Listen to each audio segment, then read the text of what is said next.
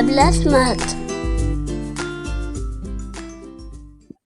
Bonjour à toutes et à tous et bienvenue pour ce nouveau numéro de Blabla Smart. Et du coup, je reçois deux nouvelles assistantes maternelles qui sont donc Diane. Bonjour Diane. Bonjour. Et bonjour Elodie. Bonjour. Donc première chose, du coup, merci d'avoir accepté mon invitation dans un premier temps, c'est très gentil de votre part. On va commencer d'ores et déjà par se présenter. Donc peu importe, Diane, on va commencer par Diane si vous voulez bien. Peu importe. Oui. Donc, d'où tu viens à peu près. Oui. Tu veux que je débute sur quoi? D'où tu viens déjà, d'où tu viens, combien tu as d'enfants en garde actuellement, ce genre de choses, voilà. D'accord. Donc moi, j'habite à côté de Narbonne. Ouais, voilà. Je suis agréée depuis 13 ans pour 4 enfants. D'accord. Voilà. Ok. Élodie.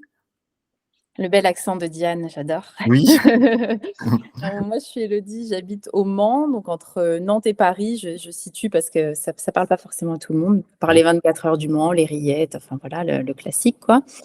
Et du coup, je suis au début par rapport à Diane, puisque moi, je suis sur ma 3e année d'activité en tant qu'ASMAT, avec plein d'autres petites choses auparavant, mais du coup, là, vraiment dans ce métier-là, 3e année, avec 4 enfants également. Actuellement, j'accueille 4 louloutes de 2 ans et demi. D'accord. Écoute, toi, Diane, l'âge de tes enfants sont de… Alors moi, j'ai 7 mois, 18 mois, 2 ans et demi, 2 ans et 2 ans et demi. J'en ai 5 en tout et 4 en même temps. D'accord. Bon, voilà. Ça fait du travail. J'ai une belle équipe, 4 garçons et une fille. Ok, très bien. On va attaquer dans un premier temps, comme c'était le cas dans le dernier podcast, sur l'avant-activité assistante maternelle, ce que vous faisiez auparavant. On va du coup démarrer par Diane de nouveau. Allez. Un petit peu auparavant, d'où tu viens, si tu avais un profil complètement différent ou pas du tout, ce que tu faisais, voilà. Moi, j'ai été ASH fonction aide-soignante pendant presque 10 ans, en fait, à l'hôpital et puis dans des EHPAD. Donc, toujours avec des personnes âgées. Voilà. Suite à un accident de la route que j'ai eu quand j'étais très jeune, à force de travailler en EHPAD, j'ai eu des séquelles physiques. Et un jour, mon genou a cédé et c'est là que le médecin a dit « Non, mais Diane, là, maintenant, il faut que tu arrêtes de faire ce métier. » J'aimais beaucoup ce métier. C'est un métier aussi qui est dans le soin, dans le relationnel, j'aime beaucoup. Oui. Ouais, c'est ça. Et là, il a fallu que je me décide. Et là, c'est là que je me suis dit, mais en fait, je voulais toujours bosser avec les enfants. Pourquoi pas? D'accord. Mais je n'ai aucun diplôme. Donc, en fait, du coup, assistante maternelle, elle ouvre quand même cette voie aux gens sans diplôme. Donc, j'ai décidé de faire assistante maternelle comme ça. D'accord. Voilà. Très bien. Et ta blessure, pardon Sébastien, mais du coup, ça me fait penser à ça pour Diane. Ta blessure qui t'empêchait de travailler avec des personnes âgées ne t'a pas fait peur dans l'exercice de fonction auprès de jeunes enfants, parce qu'on est beaucoup à se baisser, à se lever. Ça n'a pas été invalidant à ce Alors, niveau-là? c'est très différent parce que quand tu travailles avec des personnes âgées, tu soulèves énormément de poids. Tu soulèves des 100 kilos, les fauteuils roulants. Les petits sont quand même beaucoup plus légers. Oui. Et suite à cette énième opération, en fait, ça m'a soulagée de quelque chose. C'est justement, tu vois ce que je veux dire, ça m'a guéri. Alors, j'aurais pas pu refaire le métier d'avant parce qu'on soulève beaucoup trop de poids et que c'est très invasif physiquement. Mais là, avec les enfants, c'est physique, mais pas autant que de travailler en EHPAD, en fait. Et depuis, en plus, je me suis mis au sport. Donc, en fait, ce qui se passe, c'est qu'avec le sport, j'ai gagné une vraie amélioration physique. Donc, tout ce qui est posture, ce genre de choses, tu connais déjà toutes les manières de faire, j'imagine. Ah oui, puis surtout qu'en faisant du sport, je sais très bien maintenant ce qu'il faut faire, ce qu'il ne faut pas faire, et surtout ce qu'il faut muscler en fait pour pouvoir agir dans la journée avec les petits bien comme il faut. Mais je crois qu'Élodie, toi aussi, tu fais du sport. Ouf. Un petit peu, hein. Un petit peu, c'est bien. Un petit peu, voilà. C'est mieux que rien. À une époque, c'était rien. Voilà. Non, là, c'est un petit peu, en effet, j'ai repris assez activement depuis l'année dernière avec, je faisais de la danse du coup l'année dernière. Là, j'ai commencé un petit abonnement à la salle où je peux faire des cours divers et variés. Mais je pense que c'est important vraiment dans l'exercice aussi du métier d'ASMAT d'avoir une condition physique. On le sait tous les trois, assez quand même assez sympa d'être assez en santé parce que mine de rien, si on veut s'occuper d'autres humains, il faut que nous-mêmes, on aille bien. Et on est beaucoup sollicité justement pour se baisser, se lever, porter, amener des choses. Enfin, on est beaucoup en mouvement. On piétine beaucoup, mais on est aussi beaucoup en mouvement. Donc, en effet, il faut entretenir un petit peu le body, mais pas que le summer body. Bien sûr. Et toi, du coup, Yobi, tu viens de ce que tu faisais à la base. Donc, tu avais un profil différent. Voilà, comment ça s'est passé? Eh ben oui, exactement. En fait, au départ, j'ai cherché ma voie pendant pas mal de temps. J'ai toujours plus ou moins gravité autour des enfants, puisque depuis très jeune, je crois que j'ai fait mon premier babysitting vers 15-16 ans, un truc comme ça. Et puis après, j'ai jamais vraiment arrêté, parce que je suis partie à l'étranger quelques années. J'ai été fille au père. J'ai été aussi nanny, donc je travaillais au domicile des parents pour garder les enfants. Puis je faisais d'autres choses au milieu, puis je revenais aux enfants. Enfin voilà, ça a toujours été un peu ça. Après, donc j'ai travaillé aussi au McDo. Peu de gens le savent. J'ai travaillé aussi, donc c'était pendant mes études. J'ai travaillé aussi dans une école d'anglais, Wall Street English, qui donne des cours d'anglais aux adultes. Donc j'avais plus du tout de contact avec les enfants. Et en fait, voilà, c'était un petit peu entrecoupé. Et puis en 2019, j'ai fait une reconversion, du coup, CAP AEPE. C'était la première année du CAP accompagnement éducatif petite enfance. Alors que j'étais donc dans ce CDI dans une école d'anglais, je me suis dit, bah voilà, le contact avec les enfants te manque trop. En même temps, tu as l'anglais, donc pourquoi pas essayer de combiner les deux. Et donc, j'ai travaillé quelque temps dans une crèche anglophone qui me permettait vraiment de combiner les deux. Et puis après, j'ai fait des remplacements en crèche, en école, etc. Je savais que je voulais être avec les enfants, mais je n'avais pas encore vraiment accès dans quelle structure et dans quel type de métier. Parce que les enfants, c'est large, il y a Bien sûr. beaucoup à faire. Donc 2021, diplôme d'éducatrice Montessori AMI en 3-6 ans. Donc encore pas tout à fait les petits assistantes maternelles. Et puis finalement, sur plus le côté perso, avec mon conjoint qui avait une promotion dans son travail sur le Mans.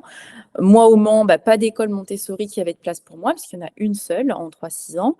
Je me dis, c'est pas grave, on va faire un entre-deux. Je vais faire Montessori, mais chez moi. Et du coup, j'ai fait Montessori pour des enfants plutôt à partir d'1 an. Moi, je les accueille. C'était notre discussion, Diane, il y a quelques jours, où justement on parlait de l'âge d'accueil des enfants. Et c'est là que je me suis dit, bon, allez, à partir d'1 an et jusqu'à 3 ans. Voilà, c'est ma fourchette. D'accord. Ok, donc du coup, mais qu'est-ce qui fait que toi, du coup, tu as basculé? Donc du coup, c'est le fait justement comment dire, d'avoir approché cette pédagogie-là et du coup de la proposer directement, j'imagine? Oui, c'est exactement ça. Et puis le fait que finalement la formation d'assistante maternelle, tu l'as dit, Diane, elle est accessible quand même, hein, on va pas se mentir, elle est très accessible. Et d'autant plus que j'avais déjà le CAP AEPE. Donc en fait, j'avais une dispense énorme. J'ai fait 2 jours de formation, donc 1 jour sur les premiers secours, 1 jour sur vraiment la formation, et puis un 3e jour d'évaluation. En fait, j'ai eu ces 3 journées-là, et tout le reste, je l'avais déjà eu en CAP. Donc finalement, c'était une porte d'entrée facile qui me permettait d'avoir Montessori chez moi. Je ne savais pas trop comment ça allait se goupiller, et je vous avoue qu'au début, je me suis dit, ça va sûrement être très, très temporaire. Au départ, je m'imaginais sur 1 année. Tu connaissais, toi, des collègues qui effectuaient cette approche-là déjà ou pas du tout? C'était une première pour toi? Pas du tout. Non, pas du tout. Je Une connaissais en expérience, école, je connaissais en expérience. structure. C'est ça. Je connaissais vraiment en crèche, je connaissais alors même si j'avais jamais travaillé en crèche Montessori, mais je savais que ça se pratiquait en crèche ou en école. Mais à domicile, non, je n'ai à ce jour physiquement. Même sur tes réseaux, tu n'avais pas vu d'assistante maternelle, pourtant, pourtant, il y en a plein. Ouais. Mais à plein, mais je veux dire, parce qu'on est quand même en microcosme, on est quand même entre nous. Hein, oui, mais en fait, si tu veux, comme tout s'est fait d'un coup, c'est-à-dire que je me suis lancée dans la formation Montessori 2020-2021, donc je ne savais pas du tout que j'allais être assistante maternelle, je ne m'intéressais pas du tout à ce genre de compte-là, et puis je n'étais pas vraiment sur les réseaux de manière très active. Et ensuite, 2021, j'ai commencé assistante maternelle et c'est là que j'ai commencé à suivre des comptes. Donc, en fait, ce n'est pas ce qui m'a donné envie d'eux. Mais je les ai découverts après ces comptes-là. Et en effet, c'est là que tu te rends compte qu'il y en a plein. Mais est-ce qu'il y en a vraiment à côté de chez nous? Moi, je ne connais personne à côté de chez moi qui pratique cette approche. Je ne sais pas pour vous, si vous avez d'autres personnes. Moi, c'est pareil. Enfin, c'est en vous connaissant, vous, entre autres, que du coup, j'ai découvert après, ouais. à nos amis auditeurs, donc vous l'aurez compris, du coup, donc on a une approche là particulière. Donc du coup, autant on avait accueilli du coup la dernière fois Nathalie et Elsa, qui du coup, même si j'imagine ont quelques inspirations à ce niveau-là, là on entre pleinement, c'est même plus qu'une approche pour vous deux. Hein. De toute façon, Oui, là vous l'avez complètement, voilà, c'est. c'est un accueil, on va dire, complet. Montessori, je sais que pour Elodie, c'est le cas. Et pour moi aussi, allez, on n'est jamais à 100%, mais on peut dire, parce qu'on rajoute des choses, on a rajouté de l'artistique, on a rajouté de la nature, elle et moi, etc. Mais sur toute une partie, oui, on est plus qu'inspiré. C'est un accueil où on peut écrire devant notre porte, un accueil montessorien, ça, c'est sûr et certain. Oui. Elodie, oui, je suis complètement d'accord avec toi. Déjà parce qu'on a les formations pour, c'est vraiment la première chose aussi à souligner, c'est que aujourd'hui on voit beaucoup Montessori, mais les gens ne sont pas forcément formés, ils n'ont pas forcément le contexte. Je sais que Diane, comme moi, se forme en continu, donc apprend sans cesse. Et puis aussi parce qu'en fait, je crois qu'on a ça en commun tous les trois. C'est vraiment les valeurs liées à la pédagogie, au-delà de simplement le matériel, parce qu'aujourd'hui, on peut faire tellement plus que simplement le matériel Montessori, parce que ça remonte quand même à plus de 100 ans, hein, l'approche Montessori. Donc, à l'époque, on jouait avec des bouts de bois. Hein. Voilà, donc c'était très novateur ce qu'elle proposait, mais finalement, aujourd'hui, ce serait limitant. Je m'entends, je vais me faire taper sur les doigts par les puristes, mais ce serait presque limitant parce qu'on a de nouvelles choses. On a notamment Internet, quand même, grosse révolution, et la possibilité d'imprimer des choses. Donc, on a tout un panel de livrets, de choses, d'activités qu'on peut proposer qu'on ne pouvait pas à l'époque. On a aussi l'envie de partager avec les enfants qui n'étaient à l'époque, les enfants... on les subissait un petit peu, mais mine de rien, il n'y avait pas non plus les mêmes modes de contraception. Donc, on avait des enfants, mais ils n'étaient pas toujours 100% voulus. C'est aussi quelque chose qu'il faut se replacer dans son contexte. Donc, est-ce qu'on a envie de s'impliquer autant pour un cinquième enfant qui n'est pas forcément voulu? Enfin, voilà, on est vraiment dans un univers différent. Et je pense que, comme tu le disais, Diane, on s'inspire de ce qui a été très, très bénéfique à l'époque et qui l'est encore. Et on rajoute aussi des choses, comme tu disais, de l'artistique, de la pâte à modeler. C'est génial, la pâte à modeler. Oui. Voilà, la des nature. Choses très simples. La nature. Ouais. La nature, les sorties, c'est le plus important pour moi dans mon accueil. Et bien avant de parler de matériel, cette pédagogie, elle est pour moi une véritable posture de l'adulte. Elle est vraiment quelque chose qui amène de la bienveillance pour eux et pour moi. Grâce à cette pédagogie, j'ai réussi à passer des journées dites calmes. Alors, souvent, calme, c'est un mot... C'est pas silencieux chez moi. Les enfants, ils jouent, ils courent, ils crient, ils sont heureux, ils dansent. Mais quand je dis calme, c'est-à-dire c'est des tempêtes émotionnelles qui ne s'arrêtent jamais. C'est des incompréhensions de ma part parce qu'ils pleurent. On ne sait pas pourquoi. Aujourd'hui, je sais pourquoi ils pleurent. Et si je n'arrive pas à savoir pourquoi, parce que ça arrive, je comprends qu'il a forcément quelque chose. Alors ma posture, elle est différente à cette réaction. Et du coup, tout se calme. Alors pas instantanément, il n'y a pas de magie, mais très vite. Je ne sais pas, Elodie, comment ça se passe, mais en se mettant à sa hauteur, en discutant, en parlant. Cette pédagogie, elle m'a surtout amené ça. Le matériel, les boîtes de permanence, les belles étagères, tout ça, c'est venu secondaire. Après. C'est secondaire, c'est ce que j'ai envie d'amener un peu plus, en fait, parce qu'on a envie d'amener un peu plus. Mais à la base, ce que cette pédagogie m'a amené, c'est une posture, un adulte ferme, bienveillant, là. Et du coup, moi, je passe d'excellentes journées. Alors, des fois, les gens rigolent avec des enfants de moins de 3 ans. Ouais. C'est vrai, on rigole, on passe d'excellentes journées. Voilà, pourtant, ce sont des journées qui sont intenses pour nous, en tant qu'ASMAT, tu connais bien ça, toi aussi. Hein. Mais c'est ça que ça m'a amené surtout. Au-delà de, comme tu disais, le matériel, en plus aujourd'hui, il y a des tas de choses qui sont sorties et on peut très bien adapter du nouveau matériel avec cette pédagogie sans aucun souci à partir du moment où on respecte certains critères quand même, qui en plus sont en lien de toute façon avec le développement de l'enfant. Ça m'a surtout amené ça, compréhension, et posture, calme, de bonnes journées. Voilà, je dis oui. En fait, à partir du moment, je te rejoins complètement, parce qu'à partir du moment où tu te rends compte que tu n'es pas en opposition avec l'enfant et que tu ne dois pas, comme on a pu l'entendre à une certaine époque, le dresser, que tu ne dois pas l'assouvir, voilà, il ne doit pas être soumis à toi, il ne doit pas être... il ne m'obéit pas, il collabore. Exactement. Et à partir de ce moment-là, tu te rends compte que même quand il pleure, même quand il te dit, moi j'ai encore une petite hier qui a dit demain on va pas chez tata, trop cool, c'est trop cool. Voilà. Et il y a des personnes, et ça aurait été mon cas aussi à une époque, et puis même là, je lui ai dit, tu sais, entendre ça, ça peut rendre triste.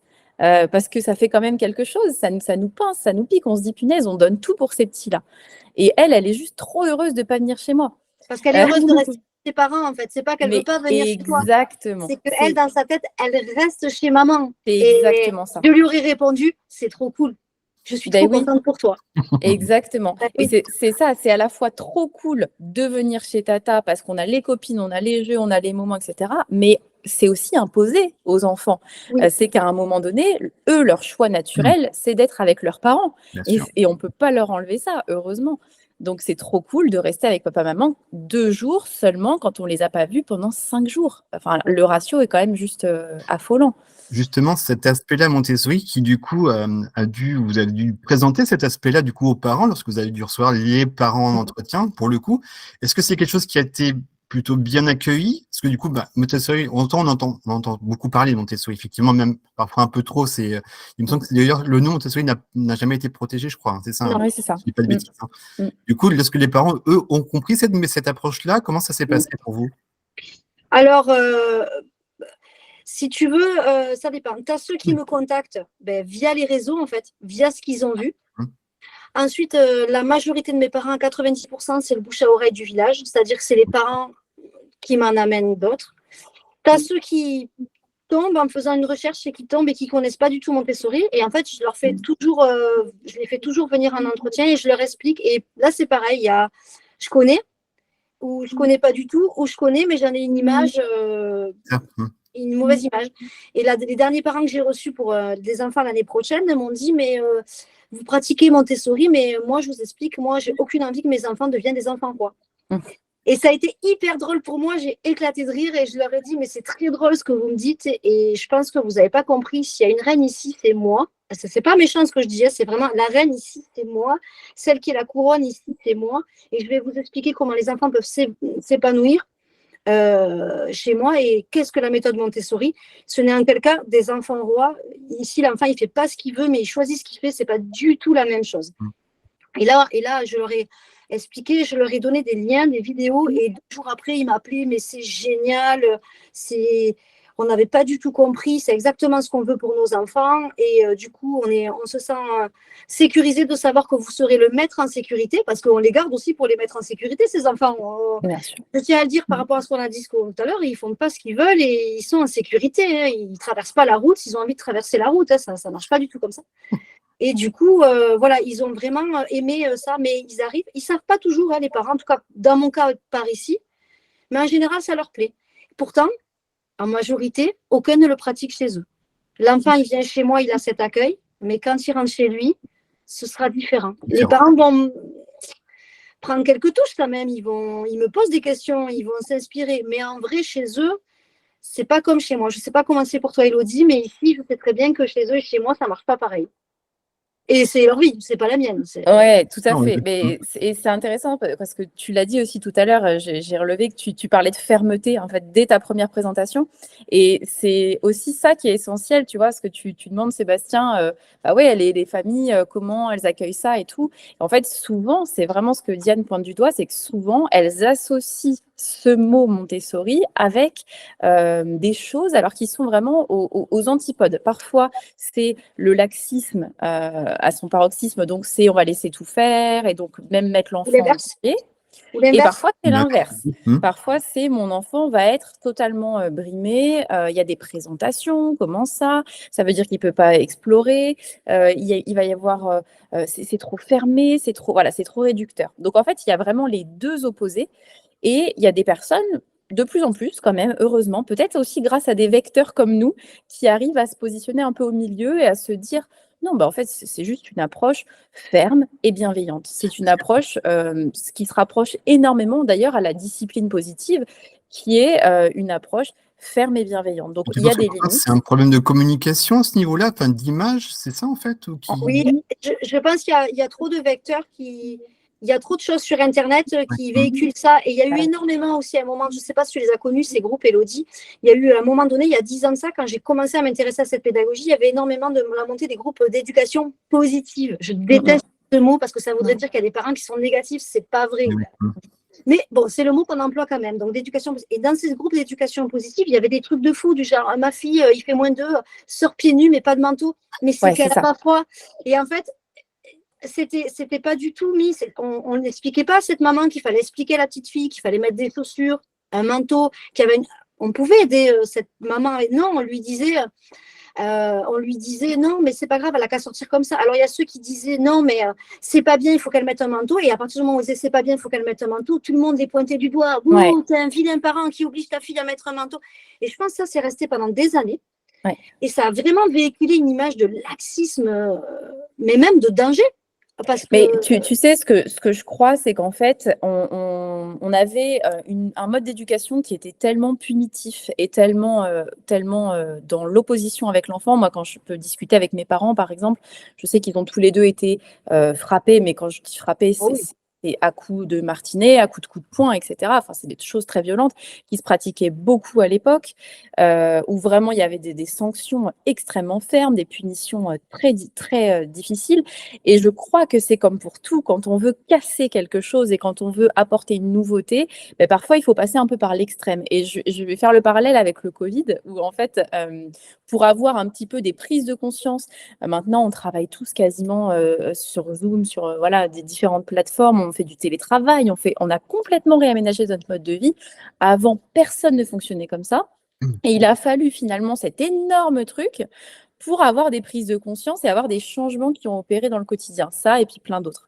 Et même ne serait-ce qu'au niveau de l'hygiène, au niveau de se laver les mains plus souvent, on se rendait compte que on était un peu cradoc quand même, on se lavait pas beaucoup les mains.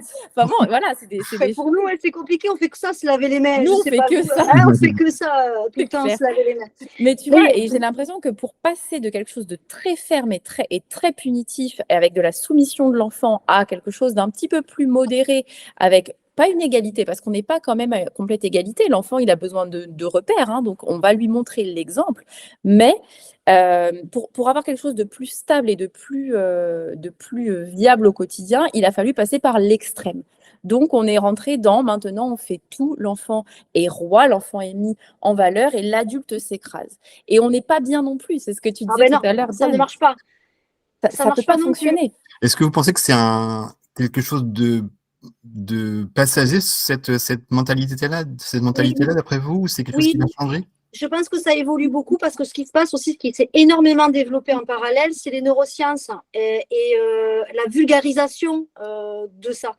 Du coup, au tout début que ces neurosciences sont sorties, par exemple, ils disaient qu'il ne faut pas laisser l'enfant pleurer. Donc l'enfant, il n'avait même plus le droit de faire un et c'était fini. Aujourd'hui, il y a des experts, des professionnels qui parlent et qui expliquent, qui vulgarisent ça et qui expliquent exactement comment se passe le cerveau, comment ça se passe, comment est un enfant, pourquoi est-ce qu'il a aussi besoin de pleurer pour s'exprimer, etc. Du coup, on arrive à, comme tu disais, on n'est plus dans l'extrême, on commence à être dans le côté plus modéré, avec des explications scientifiques et qui nous ouvrent aussi des clés. Parce que le problème de nos parents, de nos grands-parents, c'est qu'ils avaient peur aussi, comme tu disais, on avait trop d'enfants, on avait peur qu'ils nous manquent de respect, on vivait dans un autre monde. Aujourd'hui, grâce aux neurosciences, on apprend aussi à avoir des clés pour élever ton enfant, pour que ce soit un être normal. On n'a pas besoin qu'il soit parfait, mais normal, qui ne te marche pas dessus, qui ne te crache pas dessus, qui ne te tape pas. Ça, c'est des peurs qu'ont les gens. Quand un tout petit de 2 ans tape, et des fois, les parents, ils me regardent, ils me disent, regarde, il me tape. Et je lui dis, non, mais tu lui dis non, fermement, c'est interdit de taper, mais c'est un comportement normal. Il l'apprend, il n'y a pas de violence. C'est pas devenu un... Tu vois ce que je veux dire, un être humain violent, il a 2 ans, quoi. Vraiment, il est tout petit. Il y a des peurs. 80 cm, le type. Il y a des peurs complètement disproportionnées. Ils ont l'impression que c'est parce que c'est maintenant comme ça que ça va être pour. Oui, c'est ça. Voilà. S'il me tape à 2 ans, à 14 ans, je leur dis, écoutez, mon fils à 2 ans, il m'a tapé. J'ai dit non, bien sûr, regardez, il en a 16, il est très gentil, il vient à côté de moi, tu vois, il ne me tape pas. Et je pense qu'avec aujourd'hui la vulgarisation des neurosciences, on avance quand même. Enfin, moi, je le ressens. Je ne sais pas ce que vous en pensez, vous deux, quand vous lisez. Je sens qu'on avance et qu'on avance sur quelque chose de plus modéré, c'est-à-dire sur un mot qui est simple, c'est-à-dire on éduque avec bienveillance et fermeté. Non, l'enfant ne fait pas ce qu'il veut. Mais c'est complètement vrai. Et puis, tu sais, il y a aussi vraiment l'époque. C'est-à-dire qu'il y a pas si longtemps quand même, il y avait la guerre dans notre pays. Et donc, il fallait aussi préparer surtout les hommes, mais préparer les hommes à être solides, à être forts, à Ouais. pas être des chochottes. Il y avait vraiment ce truc, je vais te dresser pour que tu sois combatif. Parce que de toute façon, tu vas faire ton service militaire, de toute façon, tu peux être appelé à aller à la guerre, et si tu es une chochotte, tu vas être le premier à crever, quoi. Donc, Oui. il y a vraiment ce truc où il fallait être costaud et les émotions, c'était même pas la peine d'en parler parce qu'il fallait survivre. Oui, Et je la vie était pense plus que difficile. c'est ça. Et aujourd'hui, la vraie différence, c'est qu'on n'a plus besoin de survivre. Globalement, déjà, le service militaire n'existe plus. Et puis, globalement, on est dans des petites vies assez rangées. Alors, je parle vraiment pour nous en France, la personne moyenne, voilà, avec sa vie classique, je dirais, parce que dans d'autres pays, malheureusement, c'est pas du tout ça. Mais nous, dans notre éducation aujourd'hui, on peut se tourner vers ce genre d'éducation. On peut se casser la tête avec des fois trop, quel jeu je vais acheter, qu'est-ce Oui. qu'on va faire comme vacances, qu'est-ce qu'on va faire comme sortie, etc. Parce qu'on n'a rien d'autre à penser. On n'a pas d'autres grands drames de vie, quoi. Non, on n'a pas de situation comme vivaient nos grands-parents et de C'est drames. ça. Et puis, on a moins aussi la pression enfin, quand même, la pression aussi de l'entourage. Je vois que certains l'ont encore, mais avant, t'éduquer comme ça, il portait le nom de ton père, il y avait quand même toute une filiation C'est ça. qui se faisait par rapport à ce qu'il y avait derrière, quoi. C'est dur Aujourd'hui, pour les c'est quand même parents c'est dur pour les parents de casser ça. Effectivement, quand tu reçois des valeurs familiales qui sont déjà ancrées depuis des années, pour casser ça, comme tu disais, Élodie, entre Mhm. autres, déjà, après, j'ai l'impression que les parents ont plus conscience de ça maintenant. Mais effectivement, pour casser le rythme de ce genre de choses, c'est parfois compliqué, hein, effectivement. Oui, c'est de s'opposer quelque part à ses parents que de C'est ça. casser l'éducation qu'ils nous ont donnée, donner l'inverse à son enfant ou du moins quelque chose. C'est un petit peu quand même s'opposer à ses parents. C'est pas facile de s'opposer à ses parents. C'est pas. Hein, ça peut. C'est très Voilà. drôle parce que j'ai un livre à côté de moi, c'est une amie qui me l'a offert hier et c'est totalement dans notre thème, se libérer de sa lignée et guérir son féminin. Ben voilà, c'est ça. C'est tout à fait On est ça. en plein dedans. On est en plein dedans, oui. Ouais. Et pour autant, Pardon, vas-y. c'est très vrai ce que vous dites tous les deux, et j'aime beaucoup parce qu'en fait, on est ouvert vraiment aux mêmes choses, et on se rend compte que même si dans certaines familles, ça va créer des désaccords et ça peut justement créer un clash des générations. Et puis moi, je vois vraiment, même en accompagnement, des mamans qui disent « mais moi, je ne laisserai jamais mon enfant en garde chez mes parents ». Je sais aussi, comment ça j'en ai. fonctionne. T'en as, ben voilà, tu vois, Oui. c'est vraiment, j'ai pas confiance. Mais d'autres fois, et je vois notamment dans ma famille, le fait que je parle de ces sujets-là, que je me documente, que je m'intéresse, que je fasse différemment, quelque part, c'est presque salvateur, c'est presque une guérison pour mes parents et mes grands-parents qui n'ont pas pu vraiment faire ça, et du coup, qui se disent « oh là là, qu'est-ce que j'aurais aimé être courageux comme toi et faire différemment ». Je n'ai pas eu ce courage-là. Il y a vraiment ça dans certaines familles. Donc, c'est beau aussi. Ça peut être ce changement. C'est très beau, c'est ce courage-là, mais c'est aussi cette formation-là, parce que c'est parce que tu es formé que tu as appris, que tu Bien sais sûr. que ça se passe comme ça. Et eux, ben, c'est ce que je dis toujours aux Asmat avec qui je discute, arrêtez d'être méchante avec vos parents. Ils ne savent pas, ils ne sont pas formés, ils sont jeunes parents. Ils arrivent avec leur petit bagage, avec leur non-expérience, avec leur passé, l'éducation qu'ils ont reçue. Donc, c'est à vous de les prendre un petit peu quelque part, un petit peu par la main, s'ils le souhaitent, hein, s'ils sont demandeurs de ça, bien sûr, et de les aider à comprendre petit à petit des petites choses, mais sans les juger. Hein. Ouais, Ils tout à savent pas, fait. ils sont pas formés, tout comme on ne peut pas juger nos parents sur l'éducation qu'ils nous ont donnée. J'ai reçu une éducation assez spéciale, etc. Je ne peux pas juger ma mère sur ce qu'elle était parce que c'est ce qu'elle était. Et voilà. Il ne faut pas juger les parents, nous, qu'on accompagne, parce que ben, c'est pareil. Ils savent C'est pas. peut-être aussi grâce à l'éducation qu'on a eue, aussi difficile nous a-t-elle paru à un moment, hein, peut-être, mais qu'aujourd'hui, on s'intéresse à quelque chose de différent et qu'on a trouvé peut-être même notre voie. Enfin, voilà, c'est. On n'est jamais dans la petite enfance par hasard. Ben non. Ça, il y en a beaucoup qui le disent. Et je discutais encore avec une collègue qui est une de mes ambassadrices qui me le disait. Et si je suis dans la petite enfance, c'est clairement pour guérir de la mienne. On ne peut pas s'en cacher. La mienne a été très, très particulière et très difficile. Donc, elle est clairement là. Je sais qu'aujourd'hui, ce que je fais avec les tout-petits, c'est clairement pour guérir la petite fille qui était à l'époque. Ça, c'est sûr et certain. Je crois qu'on a tous un lien dans les métiers du social comme ça et de l'humain et de même que ce soit avec, je sais pas, avec les personnes âgées, que ce soit avec les femmes en difficulté, que ce soit, je pense qu'on a tous quelque part pour réparer quelque chose. Hein. J'y crois fort à ça. Oui, tout à fait. On va parler maintenant, si vous voulez bien, de de votre métier actuellement? Voilà. Comment ça se passe? Comment vous vous organisez? Est-ce que c'est compliqué? D'autant plus que moi, de mon côté, même si l'approche m'intéresse énormément, mais j'ai pas encore sauté le pas. On va dire ça comme ça. Est-ce que c'est compliqué à mettre en place? Moi, je sais que je vais parler également par rapport à mes autres collègues également, c'est que pour le coup, cette approche-là, on s'en inspire toutes et tous, ça c'est clairement, sans véritablement, comme je viens de le dire, sauter le pas. Est-ce que c'est compliqué de sauter le pas? Est-ce que c'est comment dire, vous y avez réfléchi longtemps? Comment on fait pour s'y intéresser véritablement et comment mettre ça en place en fait? Est-ce que c'est compliqué? Est-ce que c'est un investissement financier comme psychologique aussi? Comment ça se passe? Comment ça s'est passé? Alors, je veux bien répondre en premier parce que moi, Elodie, on n'a pas papoté, on n'a pas du tout le même parcours. Elodie, elle a un parcours que j'aurais aimé avoir en fait, qui est super intéressant. Mais moi, j'ai commencé de rien, donc du coup, on va parler de ça par rapport à toi, Dadou, ou tes collègues. Pardon, excuse-moi, Diane. Du coup, toi, Elodie, tu es éducatrice Montessori, c'est ça? Et ce qui n'est pas de Diane, c'est ça? Non. D'accord. Moi, je suis formée aux 0-3 ans. Et là, je recommence d'ailleurs une formation 0-3 ans pour faire une 3-6 là bientôt, pour devenir éducatrice justement. Mais quand je suis devenue assistante maternelle, je n'avais aucun autre bagage que celui d'être maman. Et donc, du coup, rien du tout. Parce qu'on est bien d'accord qu'accueillir les enfants des autres, ce n'est pas accueillir ses propres enfants. Bien sûr, oui. Et en fait, quand j'ai fait la formation d'assistante maternelle, je me suis rendu compte qu'on n'apprenait rien. Je ne sais pas pour vous, c'était ma formation dans mon secteur. Je parle de ma formation pour mon secteur. Je suis ressortie de là avec plus d'interrogations que d'autres choses et j'ai décidé et là, je me suis mis à chercher sur Internet très fort et à lire des livres et beaucoup. Et je suis tombée sur cette fameuse méthode Montessori. D'accord. Moi, c'était intéressant parce que par rapport à Elodie, on vient du même département pour le coup, mais effectivement, moi, de mémoire, sur ma formation initiale, ils ne parlaient pas de tout ce qui était de période sensible, ce genre de choses. Ça, ils n'en parlaient pas. C'est un thème qui est très dédié à Montessori, ça, je pense.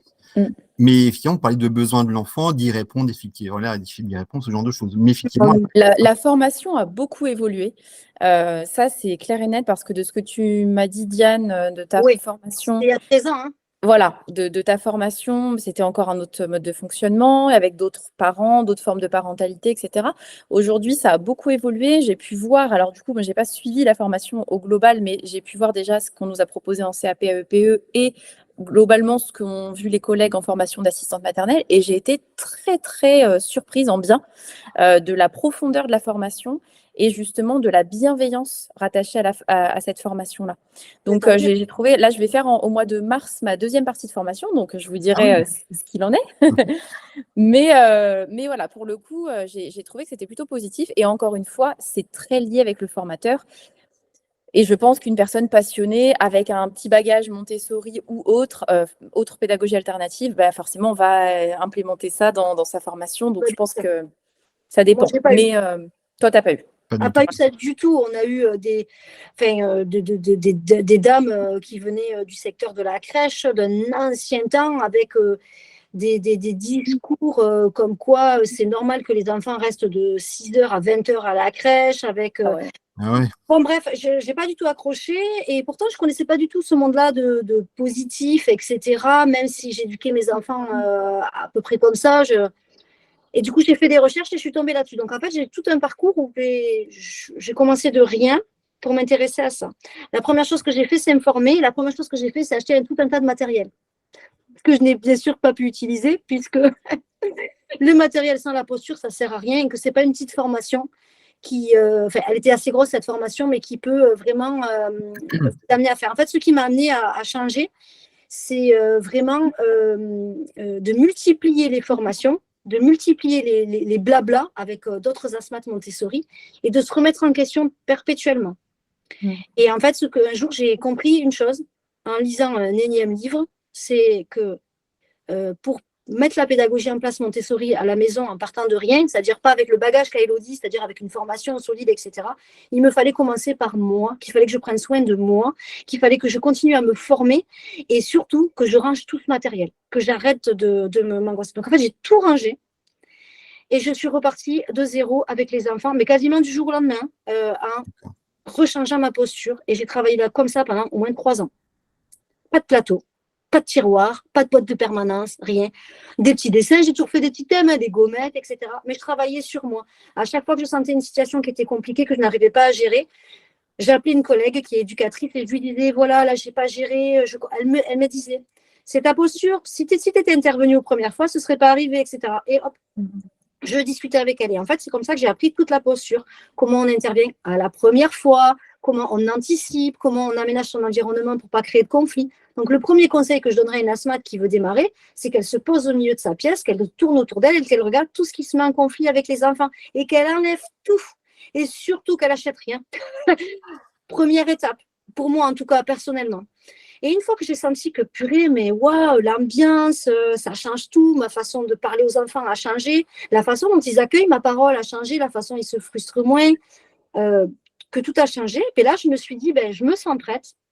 Si je ressortais cette petite étagère et que je passais à l'étape au-dessus parce que ça me faisait plaisir. On est d'accord, Élodie, à un moment donné, on le fait aussi parce que ça nous fait plaisir. Ouais. Et c'était à un moment aussi où tu pouvais te permettre de le faire parce que ça n'ajoutait pas une difficulté à ton quotidien. Ton quotidien était déjà stable, donc tu pouvais t'ajouter cette nouveauté.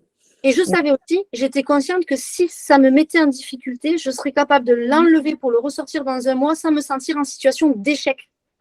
Parce que souvent, ce qu'elles me disent, les filles, quand elles me disent, oui, mais je ne comprends pas, ils sortent tout, ils jettent tout par terre, elles se sentent foncièrement mal et en situation d'échec.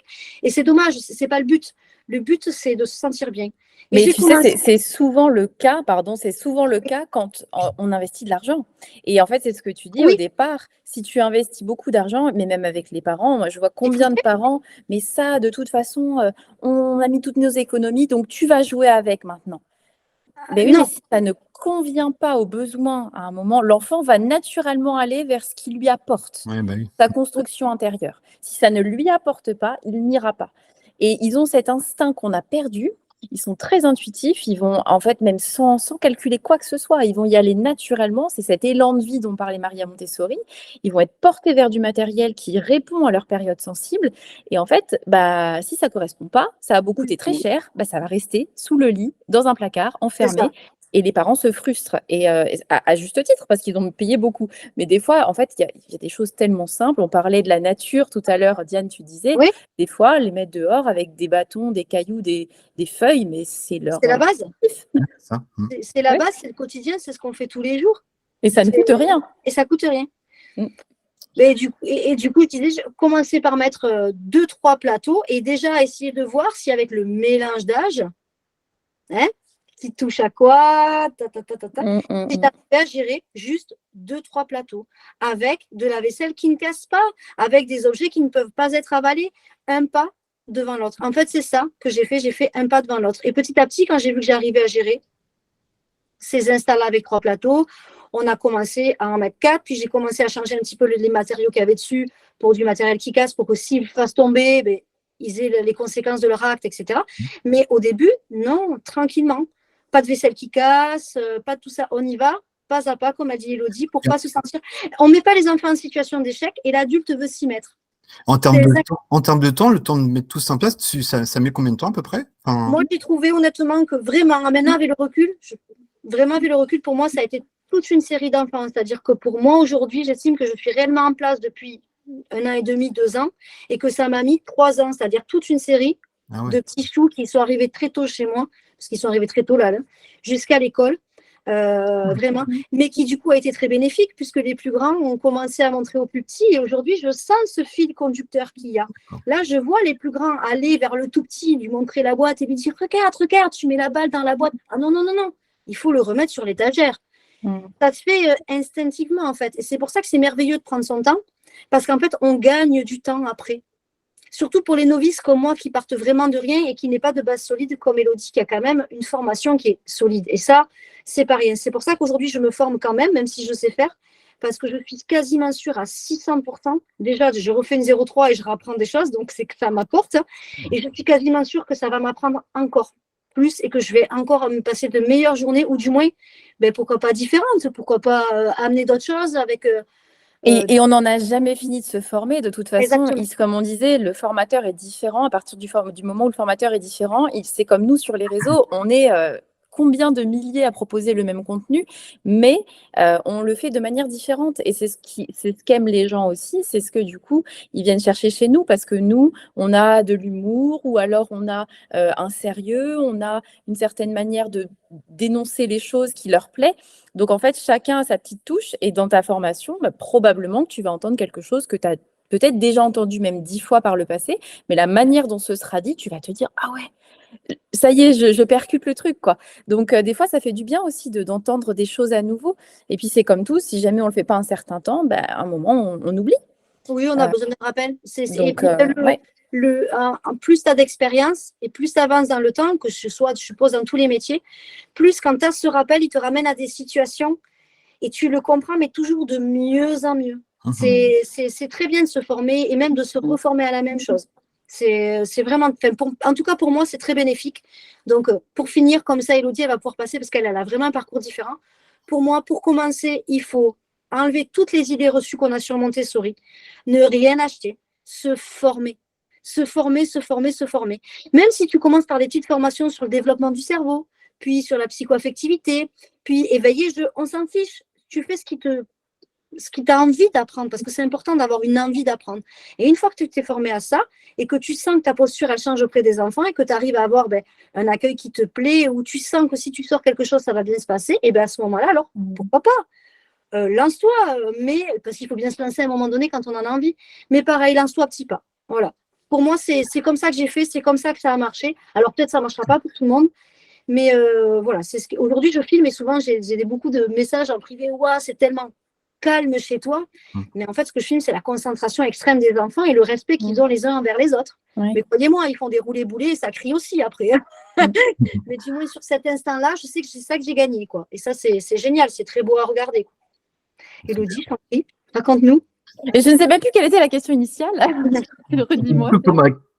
Comment sauter le pas, en fait, pour du coup s'y intéresser véritablement et comment mettre en place tout cela lorsqu'on s'intéresse vraiment à cette approche-là et quoi mettre en place, en fait. Oui, je pense que Diane a très très bien résumé. Globalement, voilà, je suis complètement d'accord. C'est exactement ça. C'est se former, observer. Observer, c'est vraiment au cœur. Tu disais, Diane, à juste titre, que des fois, juste te poser au milieu de la pièce et puis regarder ce qu'il y a autour de nous, les réactions des enfants, les interactions des enfants entre eux. Je pense que c'est vraiment ça qui est très important et qu'on a tendance à laisser de côté au profit du matériel. On va faire rentrer beaucoup de matériel chez soi, mais finalement, on ne va pas beaucoup prendre le temps d'observer comment les enfants interagissent avec ce matériel, comment ils interagissent dans la maison, dans quelle pièce ils vont, qu'est-ce qu'ils ouvrent, qu'est-ce qui les intéresse. Souvent, on va associer ça à une bêtise. Mais en ce moment, il fait que d'ouvrir le tiroir. Ah, mais moi, je prends un exemple tout bête. Période sensible de l'ordre, les enfants éteignent et allument les lumières. Les enfants ferment les portes. Ils vont aller dans toutes les pièces, ils vont fermer la porte. Ils veulent que tout soit fermé, tout soit ordonné, tout soit trié. Je vois que tu souris, Seb, je pense que ça te parle. Ils vont tout prendre là, les couleurs, tac, tac, tac, tac, trier par couleur, trier par taille. Tout est bien organisé et jusque dans leur planning, en fait, ils ont besoin d'avoir une constance au niveau de la routine. De manger après. Alors moi, maintenant, les filles, elles font la chanson carrément. Tu vois, quand on termine le repas, c'est couvert, serviette, pipi, au lit. Couvert, serviette, pipi, au lit. Donc, elles descendent de table, elles posent leur couvert dans l'évier, elles détachent leur serviette, elles vont faire pipi et elles vont au lit. Et je n'ai même plus besoin de leur dire. Je leur dis, alors, c'est quoi la chanson? Elles me disent couvert, serviette, pipi, au lit. Hop, elles ont 2 ans et demi. Elles vont le faire. Et c'est très spontané parce que finalement, c'est pour ça que certaines personnes appellent ça du formatage, mais d'une certaine manière, on est tous formatés. On a un certain nombre de choses qu'on fait à partir du lever jusqu'au coucher, qui sont systématiquement les mêmes, avec des habitudes de vie qui sont systématiquement les mêmes, et le café clope du matin. Alors moi, je ne fume pas, mais typiquement, il y a beaucoup d'anciens collègues qui pouvaient faire ça, quoi. Le café clope, c'était le truc. Et on a des comportements conditionnés depuis notre plus jeune âge. Et quelque part, quand ces comportements conditionnés sont mis au service de l'enfant, pour leur bienfait à eux, tant mieux. La routine est très rassurante. Hein. Voilà. Elle est rassurante pour un adulte, alors elle est encore plus rassurante pour un enfant, cette routine. Et puis ça lui permet de savoir ce qui va se passer. Donc, de ne pas être du tout inquiet. Comme tu dis, on a fini de manger, on va au lit, tout va bien.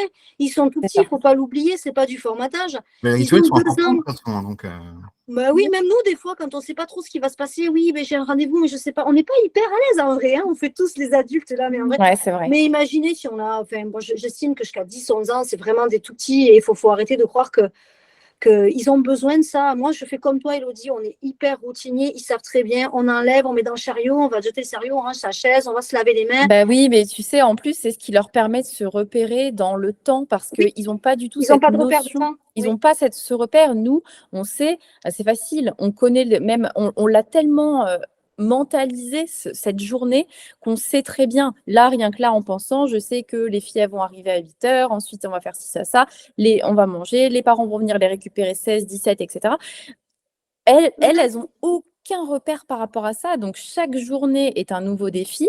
Elles découvrent sur le moment. Et si jamais il n'y a pas un minimum de train-train, un minimum de routine, déjà, peut-être, tu vois, pour répondre à ta question, Sébastien, pour moi, c'est ça. C'est d'avoir un quotidien suffisamment organisé et un environnement, comme tu disais, Diane, suffisamment organisé pour que les enfants, justement, puissent, on nous le disait souvent en formation Montessori, avoir le miroir en organisation intérieure.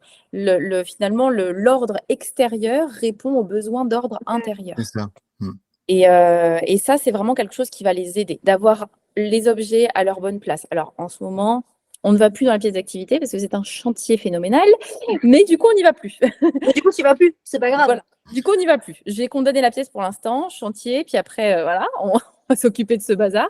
Mais j'essaie d'organiser et puis surtout de se dire, comme tu disais tout à l'heure, Diane, c'est la remise en question.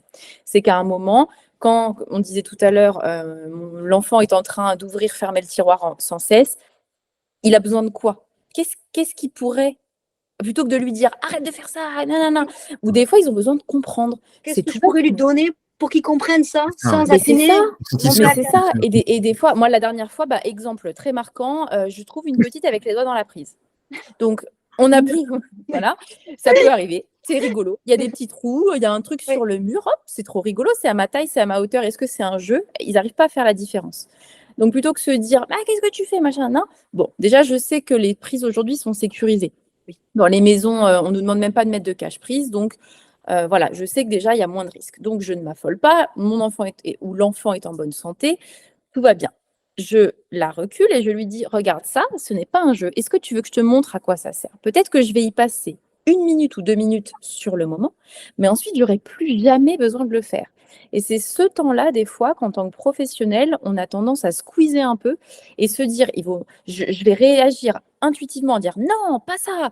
Mais si je le fais, comme il n'y a pas d'explication, je vais devoir le faire 10, 15, 20 fois, peut-être tous les jours.